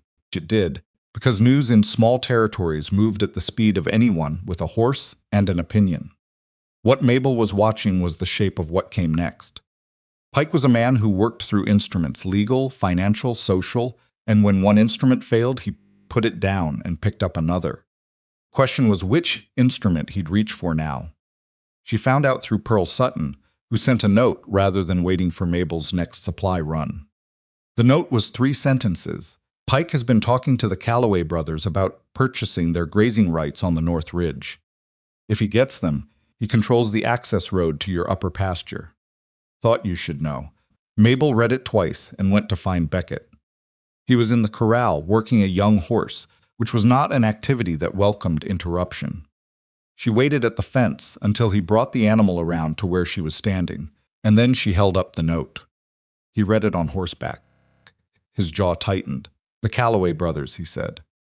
Do you know them? Vaguely. They inherited that North Ridge parcel from their father 4 years ago. Never did much with it. Mostly let it sit. He handed the note back. Pike buys those grazing rights. He doesn't get the land, but he controls who moves cattle across it. He controls your access to the upper pasture, Mabel said. Yes, he'd have to honor existing easements, she said. If you have a prior use claim on that access road. I do. 12 years of documented use. Then it becomes a harassment instrument rather than an actual barrier, Mabel said. He could make it complicated and expensive without being able to actually stop you. Beckett looked at her. You've been thinking about this. I've been thinking about what he does next since the ruling came through, she said. He's not going to stop. He's going to find smaller pressure points. Can we approach the Calloway brothers first? Possibly. Do they have debt? Beckett thought about this. Older one might. He had a bad cattle year 2 seasons ago. If you offered to buy the North Ridge parcel outright, not the grazing rights, the land, you'd take it off the table entirely. And you'd own a useful piece of property. I don't have purchase money right now. You have the fall hay contracts, she said, and the fair contracts. Pearl told me the Martinson operation was interested in a supply arrangement for next year. That's future money. Fitch might know a lender who'd advance against confirmed contracts. She paused. I'm not saying do it. I'm saying it's an option worth knowing about. He rode the horse in a slow circle, thinking.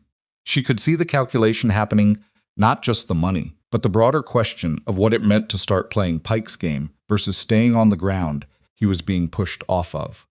Don't want to run this ranch on a war footing against Pike permanently, he said. What he wants. Keep me reactive. Keep me spending money and attention on him instead of the land. I know, she said. So what do you do instead? He brought the horse to a stop. I talked to the Calloway brothers, he said. Not to buy. Just to talk. Let them know what Pike's doing with that purchase and what it means for their relationship with the valley going forward. Calloways have been here a long time. They may not want to be the instrument Pike uses. Mabel considered this. That's a better approach than the purchase. Maybe, he dismounted. Come with me. She blinked. To talk to the Calloways? You see things I miss in conversations, he said simply. Come, she went. Calloway brothers Edmund and Roy operated a modest homestead on the North Ridge, with the minimal ambition of men who had inherited land they didn't particularly love and were mainly interested in not losing it. Edmund was 50-something and cautious. Roy was younger, louder, and had the particular restless energy of a man who'd made several questionable decisions in sequence and was currently in between them. They received Beckett and Mabel in the sitting room, with the wariness of people who understood that a visit from a neighbor usually meant the neighbor wanted something.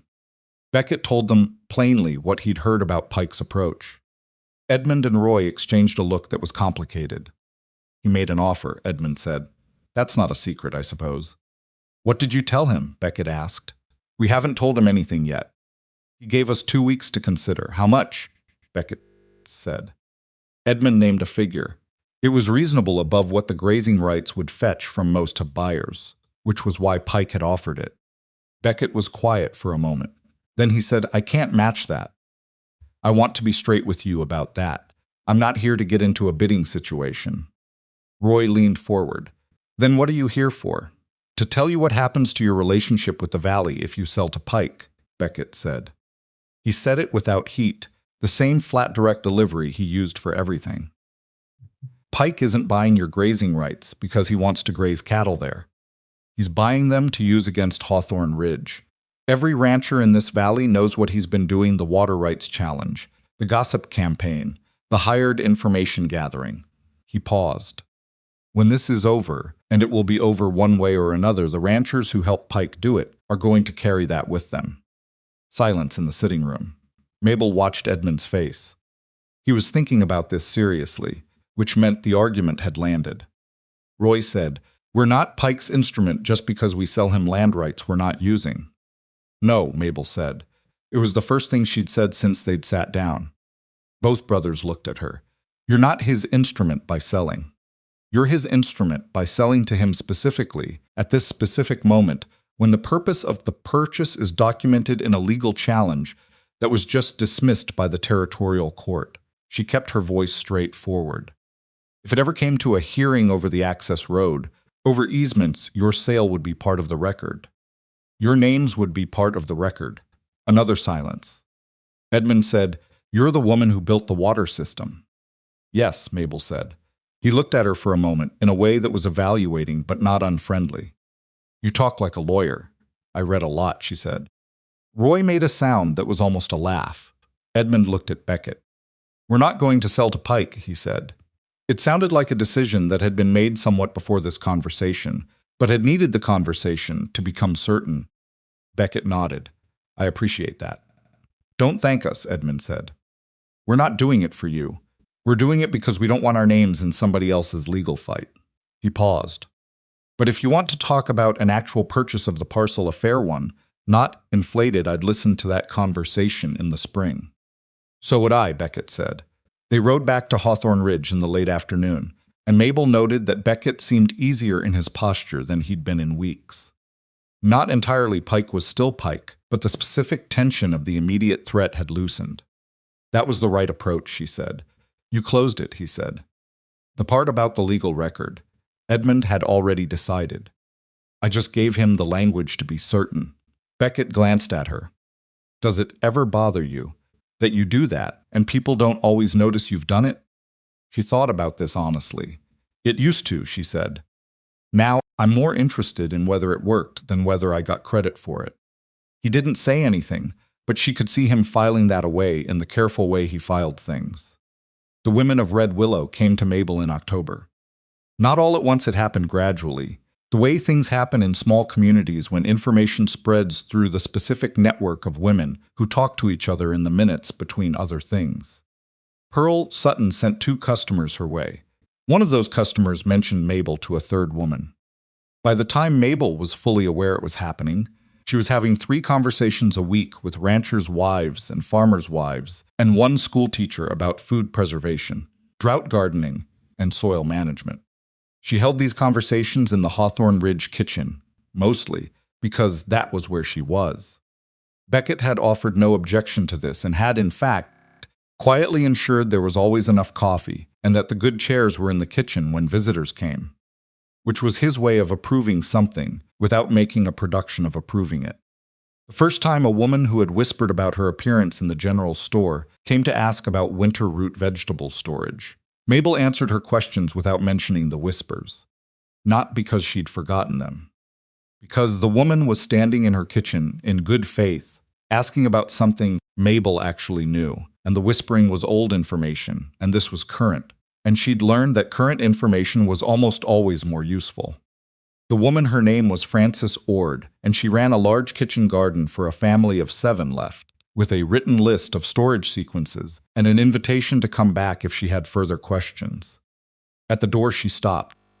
"Miss Whitlock," she said. "Yes."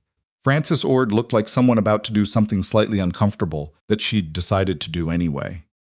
"I wasn't kind to you when you first came through Red Willow. I want you to know I know that." Mabel looked at her steadily. "Thank you for saying so," she said. That was all. Frances nodded and left. Mabel stood in the doorway for a moment afterward.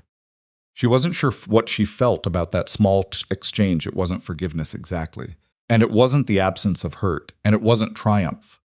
It was something more specific and harder to name, the feeling of a record being corrected in a small way, which wasn't everything, but was something.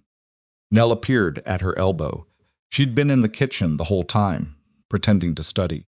What did she want? Nell asked. To say something she should have said months ago, Mabel said. Did it help? Mabel thought about it. A little, she said. Go back to your arithmetic. The employment offer came on the second Thursday of October. It arrived in the form of a letter, delivered with the regular mail, addressed to Miss M. Whitlock, care of Hawthorne Ridge. The return address was a ranch called Fenwick Station, 3 valleys north, a larger operation, more prosperous, better known in the territory. The letter was from a man named Douglas Fenwick, who wrote in the direct style of someone used to getting what he asked for. He had heard of her work at Hawthorne Ridge. He had spoken with 2 of the ranchers for and with Greer, who had apparently been enthusiastic. He was offering her a position at Fenwick Station as property manager, not housekeeper, the letter specified, as if Fenwick had understood that distinction mattered at a salary of $22 a month with a private room and full board. $22 a month. Mabel sat with the letter for a long time before she told Beckett about it. She sat with it because it required sitting with. $22 was real money, more than she'd ever earned, more than she'd thought she'd earned for years yet. Property manager title at a prosperous ranch was a different kind of position than anything she'd held. It was the kind of offer that changed what the future looked like. She thought about the channels, the lower meadow, the west garden beds where Clara Hawthorne's tomatoes were finally producing the way they'd been meant to. Nell's arithmetic, which had improved by 2 grade levels since August, and the way Nell could now identify 5 different soil types by color and texture, which Mabel considered a more useful skill than most of what the schoolhouse was teaching. She thought about Beckett at the barn desk with his lantern, and the way he'd stood beside her at the fair when Pike came, shoulder to shoulder without saying a word. She thought about how she'd said we're home to Nell on the wagon, and how she'd meant it as information and it had landed as something else. She told him that evening, after supper when Nell was upstairs. She put the letter on the table between them. He read it. He read it again, which told her it had landed harder than he was going to show immediately. He set it down. $22, he said. Yes.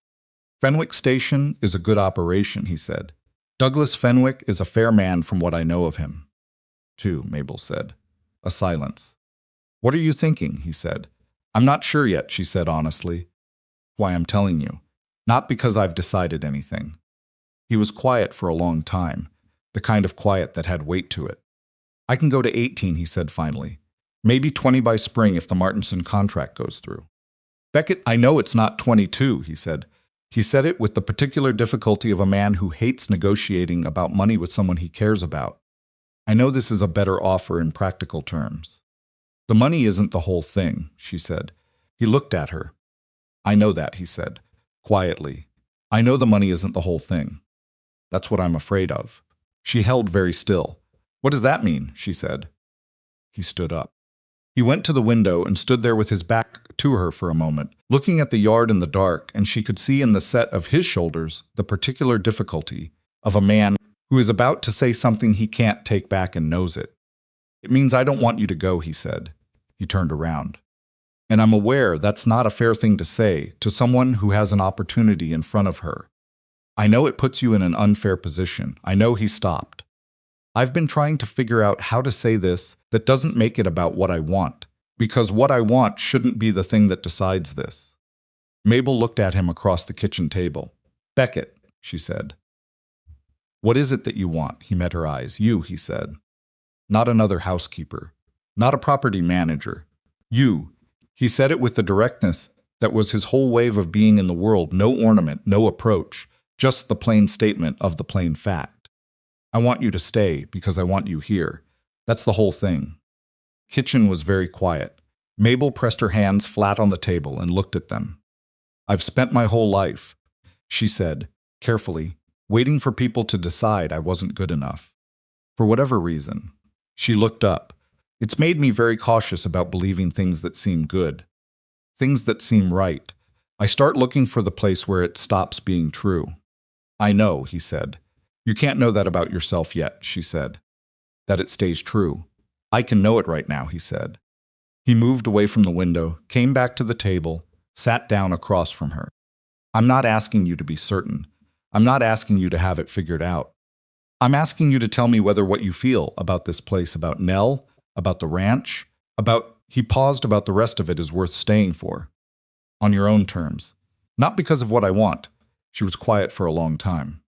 What I feel about this place, she said slowly, is that it's the first place I've ever actually belonged in. Not been tolerated, not been useful in. Belonged in, she stopped. That frightens me more than I know how to explain. Because it could be taken away, he said. Because I'm not used to it being real, she said. He nodded. He understood that she could see that he understood it in the specific way of someone who'd lost something real himself and knew what it meant to be afraid of reaching for something again. I'm not going anywhere, he said. Nell is not going anywhere. The ranch is not going anywhere. He paused. I decided who you were the day you walked through that gate and told me you didn't need pity. I haven't changed that decision since. Mabel looked at him for a long moment. Then she picked up the letter from Fenwick Station and folded it and set it aside. I'll write Douglas Fenwick tomorrow, she said. I'll thank him for the offer. Beckett went very still. Are you certain? He said. I'm not certain about anything, she said, but I'm staying. Those are different things. Something moved across his face, relief, and something else. Something warmer and more complicated than relief. All right, he said. There are conditions, she said. He almost smiled. Of course there are. My wages go to 20 now, not by spring. And I want the West Garden beds recognized as my permanent responsibility, not a temporary arrangement. And she paused. If Nell wants to continue her lessons here rather than riding to the schoolhouse 3 days a week, I want that formalized. She's ahead of the schoolhouse curriculum in 2 subjects, and they're wasting her time. Beckett looked at her steadily. 20 now, he said. The garden is already yours, you know that. And I'll talk to the school board about Nell, though that conversation is going to be an argument. I'll have that argument with you if you need help, she said. I know you will, he said. He said it with something in his voice that she'd have to think about later when she was alone and could be honest with herself about what it meant to have someone say something like that and mean it entirely. She wrote to Douglas Fenwick the next morning. She thanked him for the offer, told him she was committed to Hawthorne Ridge, and suggested he contact Greer, who would do well with the kind of management position Fenwick was looking to fill. Greer was going to be surprised by the referral. He'd probably also be grateful. He was the kind of man who worked hard and was good at things and didn't often get noticed for it. And Mabel thought there was something right about fixing that where she could. November came, and the first snow came with it, and Hawthorne Ridge went into winter in better condition than it had been in 3 years. The hay from the lower meadow was stored, the root cellar was full. Stock were in good weight. The channel infrastructure had been winterized stones reset, clay packed with extra care at the junction points that were most vulnerable to freeze-thaw damage, the upper diversions adjusted to manage snowmelt in the spring. Mabel had written detailed notes on everything she'd done and why, because she'd learned that knowledge that lived only in one person's head was fragile. And Hawthorne Ridge had already learned that lesson, the hard way when Clara died, and took her water rights knowledge with her. She was not going to let that happen again. The notes went into the deed packet, where they'd be found. Beckett caught her filing them one evening and read a few pages without comment. Then he said, "You're thinking about what happens if something happens to you." "I'm thinking about what happens to the ranch if the person who knows something isn't available to explain it," she said. "That's just good management." "It's also something Clara did," he said quietly. Mabel closed the packet. "She was a thorough person," she said. "Yes." He was quiet for a moment. "She would have liked you." Mabel held still. "I think you would have liked her too," he said. He said it not as a comparison or a displacement, but as a simple true thing, the way he said everything. She didn't know how to answer that, so she said, "I already do." From what she left behind, he nodded. That was enough. Pike's name came up once more before the year turned. Pearl Sutton reported, through her usual efficient channel, that Pike had sold his interest in a Red Willow cattle contract and was spending more time in Bozeman. Reading this, Mabel thought, He found a new project. Not because he'd lost interest in Hawthorne Ridge, but because Hawthorne Ridge had stopped being a viable project, and men like Pike were practical about where to direct their attention. He'd be back if he saw an opening, but for now the opening wasn't there. Filed that away. Cass rode out one December morning to check the north pasture fence and came back to report that the lower meadow, which was under snow now, had a root structure that looked in his precise and grudging assessment like it knows what it's doing. Mabel was in the kitchen when he said this. She kept her face arranged. "Good," she said. Cass looked like he wanted to say something else, and then decided against it and went back out. Denny, who had witnessed this exchange, said, "I think that's the most complimentary thing Cass has ever said about anything." "I know," Mabel said. She handed him a bread roll. "Go help with the fence." Nell came in from the cold that afternoon, stomping snow off her boots, unwrapped her scarf, and sat down at the kitchen table with the determination of a child who had a lesson to finish. She opened her arithmetic book and then looked up at Mabel. "Miss Whitlock," she said. "Yes. Are you going to marry my father?" Mabel turned from the stove. Nell was looking at her with the gray-eyed directness that was pure Beckett, no guile in it, just the straightforward desire for accurate information. "That's a very direct question," Mabel said. "I know," Nell said. "But I want to know."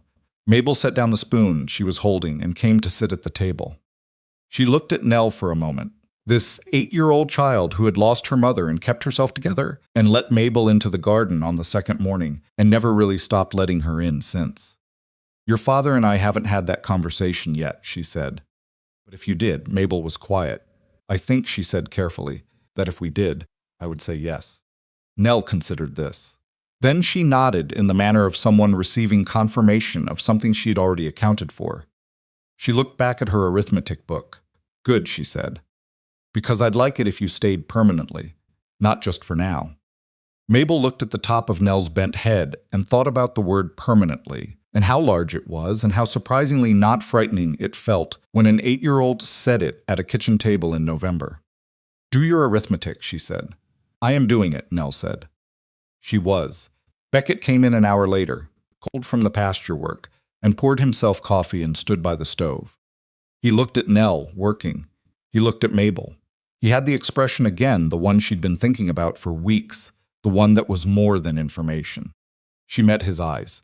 He didn't say anything.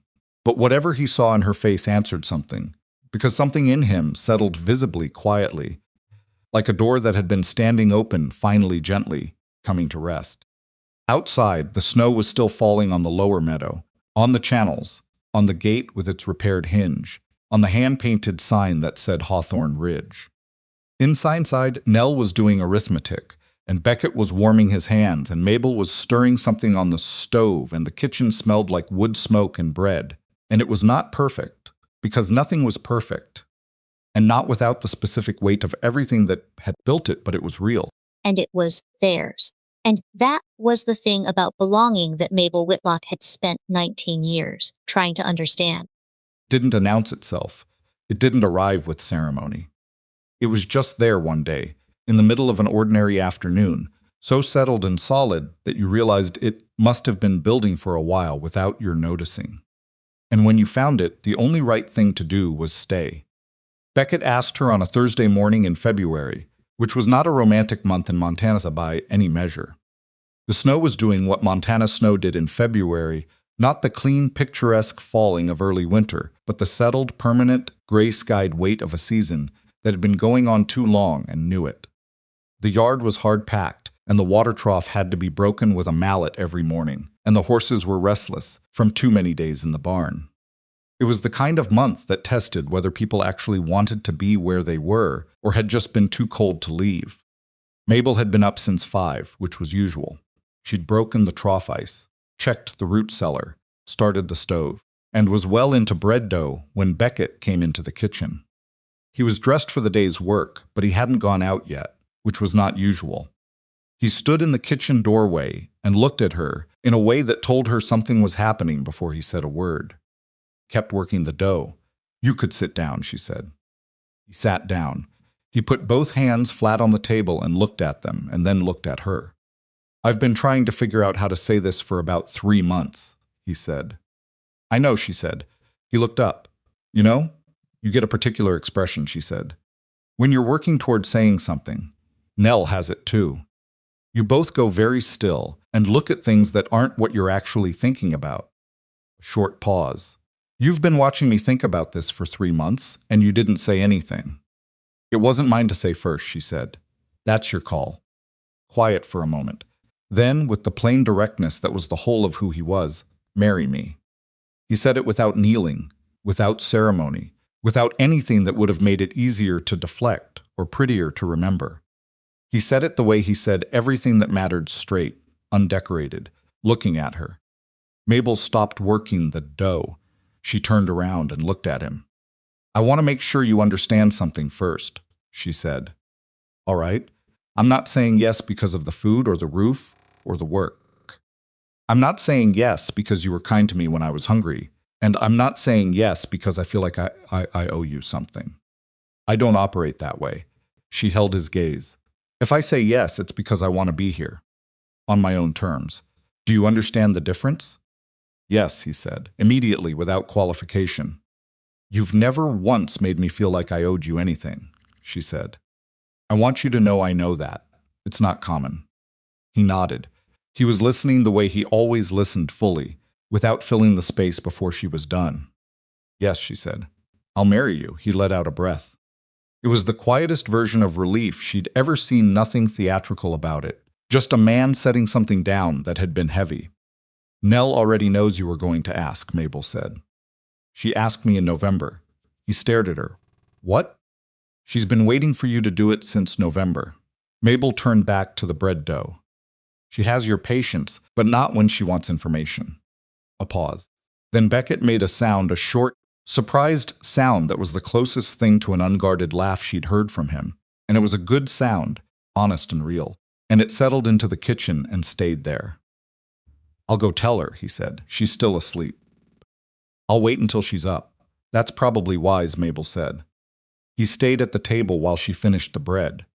He didn't say anything more and didn't need to. They were both people who understood that some things didn't require filling with words, and this was one of them. Nell's reaction to the news was not the effusive response of a child in a story. It was more characteristically Nell. She listened to her father tell her, looked at Mabel over his shoulder with those gray, serious eyes, and said, Good. I told her you were going to ask. She told me you told her, Beckett said. I was right, Nell said, and went back to her breakfast, with the satisfaction of someone whose prediction had been confirmed. There were practical conversations in the days that followed, the kind that real situations produce and that stories tend to skip.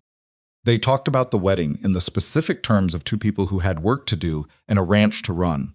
Small, in the spring, no reason to make a large occasion out of it. They talked about what Mabel's role at the ranch would look like going forward, not housekeeper. That word had outlived its usefulness. But what was accurate was something closer to co-manager, which was what she'd been doing since August, without it being named. They talked about money. This was the most honest conversation Mabel had ever had with another person about money, not polite, not avoiding, just the actual numbers and what they meant for what was possible. Beckett's finances were stable but not lavish. The Martinson supply contract had come through, which added a reliable income stream. The North Ridge parcel conversation with Edmund Calloway was still open, set for spring.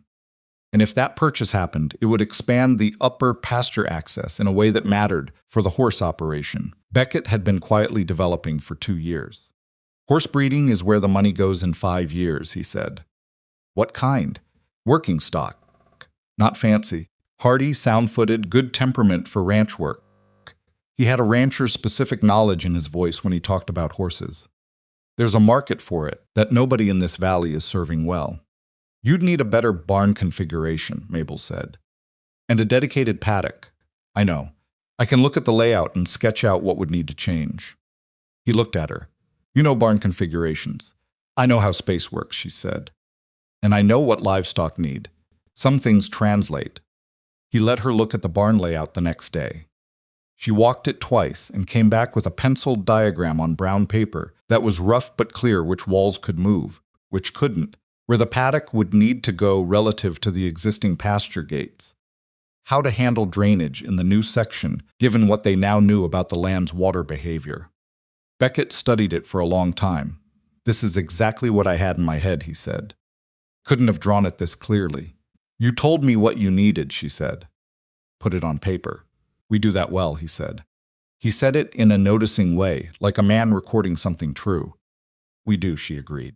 She went back to the kitchen, and neither of them made anything more of it, because they were both people who trusted observation more than declaration, and what they just observed was a good thing, and they both knew it.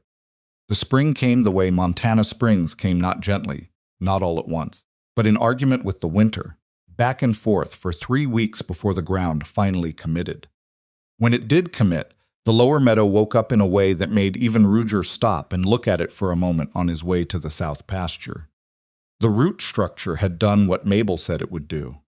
The winter had tested it, and the spring proved it. The meadow came back thicker than it had been in the fall, the grass establishing properly now, not just surviving. Cass walked it in early April and came back and said, in the way he said things that cost him something, "You were right about the root depth." "I know," she said. "I didn't think you were. I know that too," she said. He almost smiled. Close enough. The channel system had survived its first winter, which was the real test, not one good summer rain, but the freeze and the thaw and the slow work of ice and clay seals and the pressure of snowmelt moving through stone diversions. There were 2 places where the packing had cracked and needed resetting, which she'd anticipated and had the materials ready for. The rest held. She walked the full system on the first real warm morning of April, Nell beside her, both of them in mud-coated boots, checking each junction point with 2 fingers the way Cass now did it automatically. Nell had become genuinely useful at this. She knew the system nearly as well as Mabel did now, had helped build parts of it, and had the kind of precise memory for where each component was that children often had for things they'd been involved in making. "This junction here," Nell said, crouching at the 3rd diversion. It moved. Mabel crouched beside her and pressed. The girl was right. The stone had shifted about 2 inches to the east, probably in the spring thaw.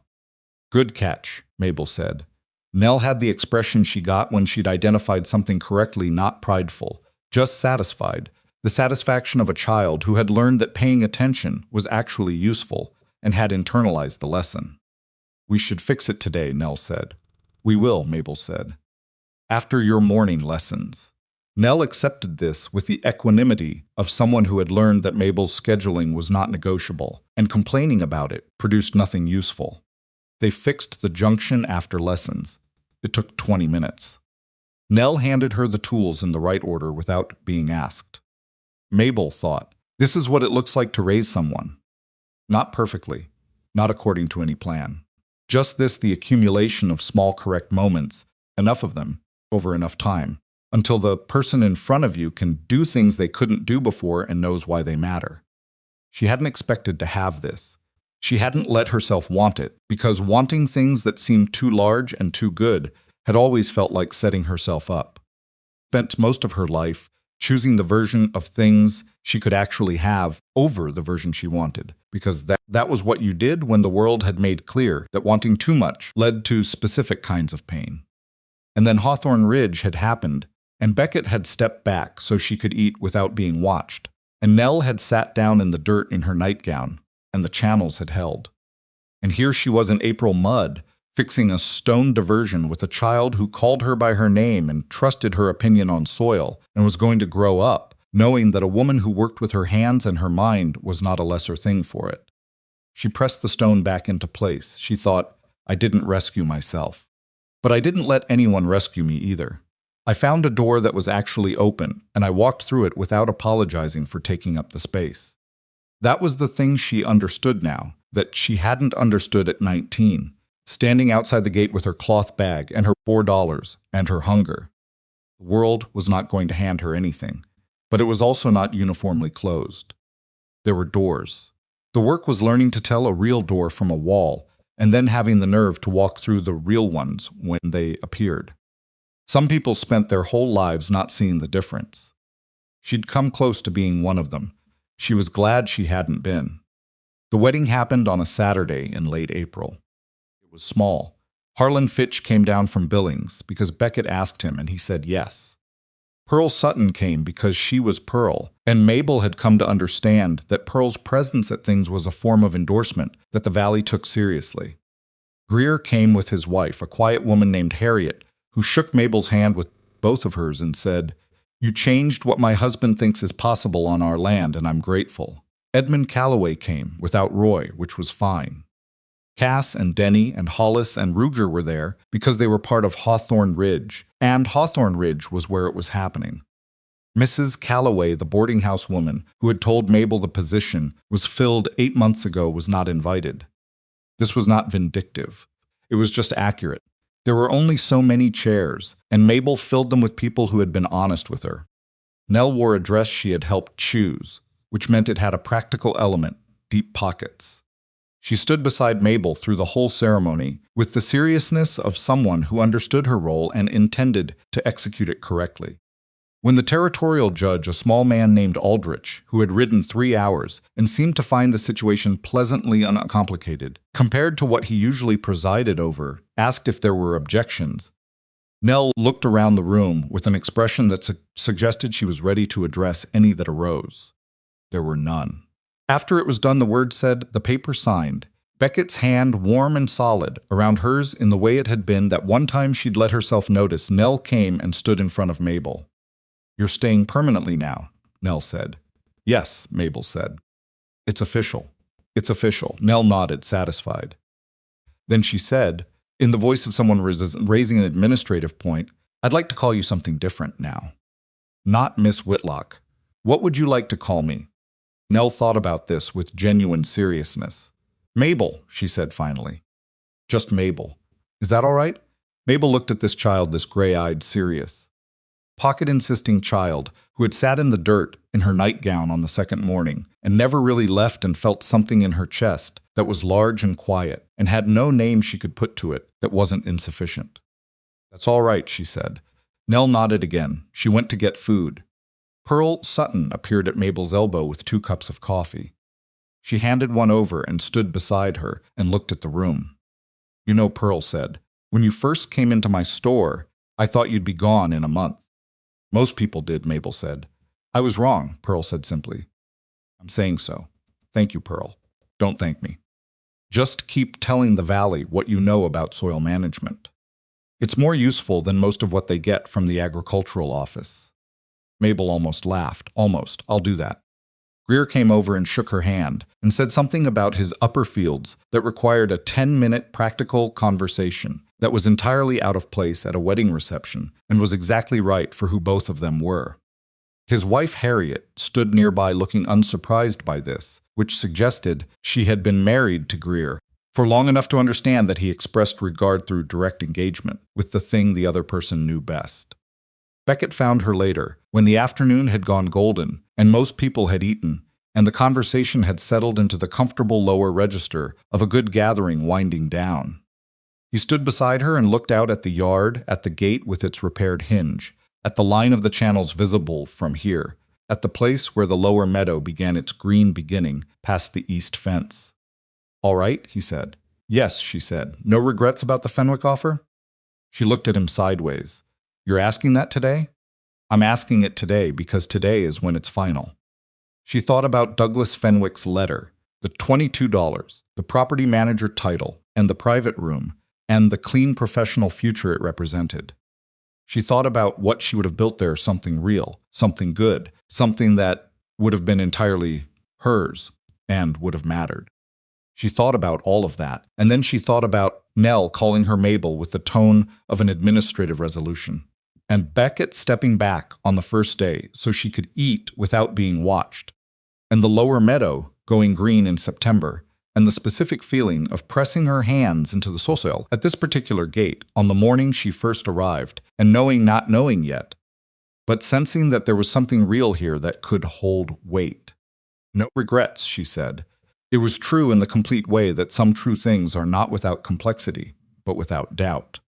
He nodded. He put his hand over hers where it rested on the porch rail briefly, and then let go.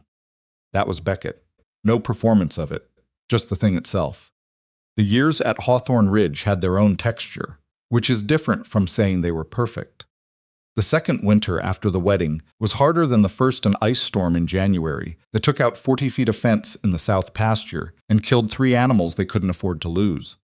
Beckett and Cass and Ruger worked 4 days in brutal cold fixing the fence, and Mabel managed the crisis at the house end, the extra stock in the barn, the revised feed ratio, the accounting of what they'd lost and what they hadn't. It was not a crisis that resolved cleanly. They came out of it short and had to make hard choices about spring livestock purchase. There were arguments. Mabel and Beckett were 2 people with strong views about how things should be done, and occasionally those views conflicted with a directness that left the kitchen feeling small. They argued about the timing of the North Ridge purchase. Mabel thought March. Beckett thought they should wait until fall, and they were both partly right and partly wrong in ways that only became clear in retrospect. They argued about Nell's education. Mabel wanted to send her to a proper school in Billings when she turned 12, and Beckett went quiet in the specific way that meant he was struggling with something he wasn't ready to say yet. And that particular conversation took 3 tries before it resolved into something neither of them entirely loved, but both could live with. Ruger left in the 3rd year. Not badly, he left to homestead his own land, 2 valleys north, which was what he'd been working toward for a decade, and which Mabel thought was right for him, even though it left them short-handed at a difficult time. She helped him file his homestead claim papers, because he asked her and because she knew how that paperwork worked. Cass stayed. He became, over years, something that nobody would have predicted from the man who'd given her 10 days in August and lost the bet, not a friend exactly. Because Cass wasn't built for friendship in the conventional sense, but a reliable, honest, specific presence at Hawthorne Ridge who treated Mabel's judgment as a working reality and didn't require it to be justified to him every time. That was, she'd come to understand, one of the more valuable things a person could be. The horse breeding operation that Beckett had described over the kitchen table in February became real in the 4th year. It was not immediately successful. The first breeding season produced 3 good animals and 2 disappointing ones, and the market Beckett had identified was real but required more relationship building than either of them had initially calculated. By the 6th year, it was producing steady income. By the 8th, it was the primary income source at Hawthorne Ridge, and the animals that came from there were known in 3 territories for exactly what Beckett had said they'd be: sound, hardy, reliable working stock with the temperament for ranch life. Mabel's consulting work grew at its own pace. She was deliberate about it, never more than she could manage alongside Hawthorne Ridge, always careful about which properties she worked with and what she promised. Greer's upper fields became her most successful consultation. Within 2 seasons, his drainage problem was solved. His yields had improved substantially, and he had become an advocate for the system in every ranching conversation he had, which in a valley this size was effectively free publicity. She charged fair rates. She kept precise records.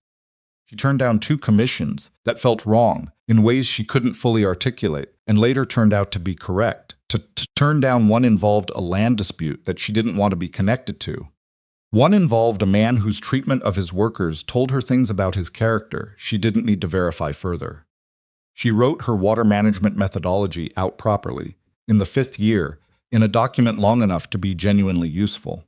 Not a pamphlet, a real document, careful and specific, with diagrams that Nell helped draw by that point. Nell had a better hand than Mabel for technical illustration, and knew it, and was appropriately unbothered about knowing it.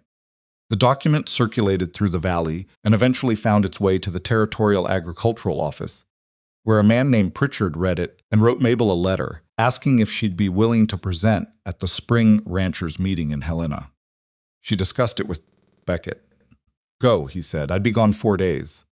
"I know how to run the ranch," he said. "I know you know." Mabel. He said it with the patience of a man who'd been married for 5 years and understood when he was being consulted versus when he was being given the opportunity to confirm a decision that had already been made. "Go," she went. She presented to 40 ranchers in Helena and answered questions for 2 hours and came home with 6 consulting inquiries and the clear understanding that what she'd built at Hawthorne Ridge was not a local curiosity, but a replicable methodology that addressed a problem widespread across the territory. She wrote that down too, because knowledge that lived only in one place was fragile, and she'd understood that from the beginning. The moment that Red Willow stopped having a complicated relationship with Mabel Hawthorne didn't happen all at once. There was no single event that resolved it. It happened the way most real changes happen gradually, then completely. The woman who had whispered about her appearance became the woman who asked her advice about kitchen gardens. The men who had laughed in Pike's orbit became the men who sat across from her at ranching meetings and wrote down what she said. Calloway, who had told her the position was filled, eventually became a customer of Hawthorne Ridge's preserved goods. She bought 6 jars of the apple preserves in the 4th year and said nothing about it. And Mabel accepted the money and said nothing about it either, because that was the right way to handle it. Orson Pike came back once. It was in the 3rd year, and he came not with legal instruments or hired men, but alone, on a Tuesday afternoon, when Mabel happened to be the only person in the yard. He looked different from the man she'd seen at the fair, not diminished exactly, but as if the specific energy that had powered his approach to Hawthorne Ridge had been redirected elsewhere, and what was left was just a man in his 50s on a good horse. He stopped at the gate. She went to meet him, because she wasn't going to have that conversation from a distance. "Mrs. Hawthorne," he said. He used her married name deliberately. She could see him decide to use it. "Mr. Pike," a pause. He looked at the yard, the house, the line of the channels in the distance. He looked at it with the expression of a man taking an accurate account of something. "I heard the horse operation is going well," he said. "It is," she said. "And the water system." He looked at the channels. "I've heard about it from 3 different ranchers." "Credit you. The system works," she said. "It works for a lot of properties in this valley." He nodded. There was a silence that had no particular heat in it, which was different from any silence she'd been in with this man before. "I made some errors in judgment," he said. He said it the way a man says something he's rehearsed enough times that he can say it, without it costing him too much. "About this property, about you," Mabel looked at him. "I know," she said. He nodded again. He seemed to have said what he came to say, and it hadn't been a lot, and that was probably right. Some things couldn't be made right through extensive conversation, only through accurate accounting. "I won't take more of your time," he said. "All right," she said. He turned his horse and rode back down the drive. She watched him go and thought about what she felt, which was less than she might have expected once. Not forgiveness. Exactly, she didn't owe him forgiveness and wouldn't pretend she did. But something that was past anger. Something that had moved on from that. He was a man who had done what he'd done, and it hadn't worked, and here she was, and that was the whole of it. She went back to what she'd been doing. Nell left for school in Billings at 12, as Mabel had wanted, and Beckett had eventually agreed to. She left with her precise memory and her technical drawing and her ability to identify soil types. And she went to a school that was not expecting any of that and had to figure out what to do with it. She came back in the summers and worked the ranch with the same determined focus she'd brought to everything since she was 8 years old in a nightgown in the dirt. She wrote letters during the school year that were dry and factual and occasionally contained observations about other students or teachers that were so precisely accurate and unsentimental that Mabel had to put the letter down and collect herself before continuing. In one letter, Nell wrote, "I told a girl in my class about the water channels at Hawthorne Ridge. She didn't believe me that I helped build them. I told her I had. She still didn't believe me. I thought you'd want to know." Mabel wrote back, "I believe you. That's what matters. Keep doing the work. Mabel." She showed Beckett the letter.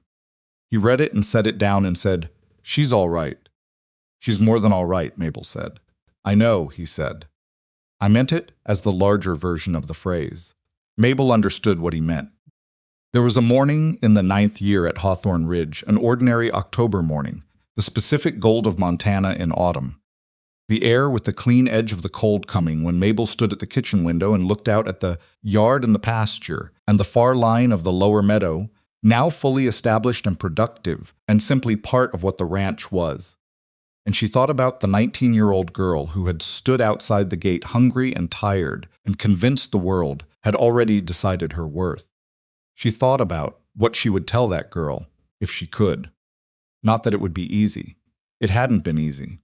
It had been hard in specific, unglamorous ways, the blisters that broke and healed and broke again, The arguments that had to be had 3 times. The winter that took the animals and the money with them. The slow, careful work of being trusted by people who didn't trust easily. She would not tell that girl it would be easy. She wouldn't have believed it anyway, and it would have been a lie. What she would tell her, the people who dismissed you at the door were not reading you accurately. They were reading the surface of you, your size, your worn boots, your hunger, and deciding they knew the whole story. They didn't. They couldn't. The whole story required time and work and a place willing to receive it. She would tell her, find the real door. Not the door that looks open but will close on you. The real door, the one where the person on the other side steps back to give you room. Those exist. Not everywhere and not always, but they exist. She would tell her, your body is not the problem they say it is. Never was. It is the body you work with, the body that dug the channels and pressed the clay and knelt in the garden and did the work that changed what this land was capable of. No one gets to tell you it isn't enough. You show them what it does. And she would tell her, belonging is not given. It is not deserved in the way that people think about deserving things. Built slowly, honestly, through the accumulation of real work and real choices, and the willingness to stay when staying is harder than leaving. You build it, and then it holds you, and that is not a lesser thing than being given it. That might be a larger thing. She would tell her all of this. But the 19-year-old girl would not have been ready to hear it, and that was all right, because she hadn't needed to hear it. She'd needed to walk through the door and find out herself, which was the only way any of it ever actually became real. Coffee was ready. She poured 2 cups. Beckett came in from the morning cold, stamping his boots, and she handed him his cup without turning around, and he took it and stood beside her at the window and looked at the same yard she'd been looking at. Channels look good this morning, he said. They do, she said. They stood there together in the ordinary morning, drinking coffee, not saying anything, looking at the land they'd made. Outside, Hawthorne Ridge went about its business, the horses moving in the paddock Mabel had sketched on brown paper, the lower meadow green and solid and growing. The gate, with its repaired hinge, standing as it had stood through 9 years of weather and work, and everything the territory could produce. Both their names were on the deed. Had been since the 6th year, when Beckett had come home from Fitch's office with the amended document and set it on the table and said simply, "It's right." She had looked at it and seen her name beside his Mabel Hawthorne in the territorial clerk's careful print, and she had thought about the girl with the cloth bag and the $4 and the cracked boot sole, and she had thought, yes, it was right. She had built this. Not alone, not even close to alone. She had built her part of it, and it was real, and it was hers. Her body had never become smaller. Her life had become incalculably larger. They established one tradition at Hawthorne Ridge that held from the first year to the last. Any person who came to the gate hungry and asking for honest work received a meal before anyone asked where they came from. No exceptions. It had been Mabel's condition stated plainly, and Beckett had agreed without debate. Over the years, they fed 7 such people at that table. 3 of them moved on after the meal. 2 of them worked at the ranch for a season. One of them, a young woman from somewhere east, who had been on the road for 2 weeks and was trying not to show how badly it was going, stayed for 2 years and left with the recommendation letter that Mabel wrote in the same careful way she wrote everything specific, accurate, generous where generosity was accurate, honest where it was needed. The 7th person was a young man who arrived in the summer of the 9th year with a cloth bag and worn boots, and the look of someone who had been told enough times that they weren't enough that they'd started to believe it. Mabel sat across from him while he ate. She didn't watch him eat. She was at the table doing her own work accounts, which she handled with the same methodical precision she brought to everything. When he'd finished, she asked him what he could do. He told her. He was self-deprecating about it in the way of someone who'd learned that making himself small prevented certain kinds of pain. She listened to what he actually said beneath the self-deprecation, which was different from the self-deprecation. "You know how to manage livestock through a hard winter," she said. "And you've handled fence work and basic carpentry." "That's what I heard." He looked at her. "I guess so." "Then that's what you know," she said. "Don't apologize for it." He didn't know what to do with that, which was familiar. She told him there was a 3-month position, if he wanted it, starting that week. Real wages, room and board included. He said yes. He stayed 6 months. He was not a perfect worker. He was slow to ask questions when he should have asked them, and he had a habit of making things harder than they needed to be out of misplaced pride. And Mabel addressed both of those things directly and without much ceremony, because that was what was useful. He got better. By the time he left in the spring, he was genuinely capable in ways he hadn't been when he arrived, and he knew it. And that knowledge would stay with him past Hawthorne Ridge in the way that real knowledge does. On his last morning, he stood at the gate with his bag better than the one he'd come with, because somewhere around month 4 Mabel had noticed the strap was failing and replaced it without comment, and he said, "Mrs. Hawthorne, I don't know how to thank you." Mabel stood at the gate in the morning light. "Don't thank me," she said. "The work was yours. I just gave you the room to do it." He nodded.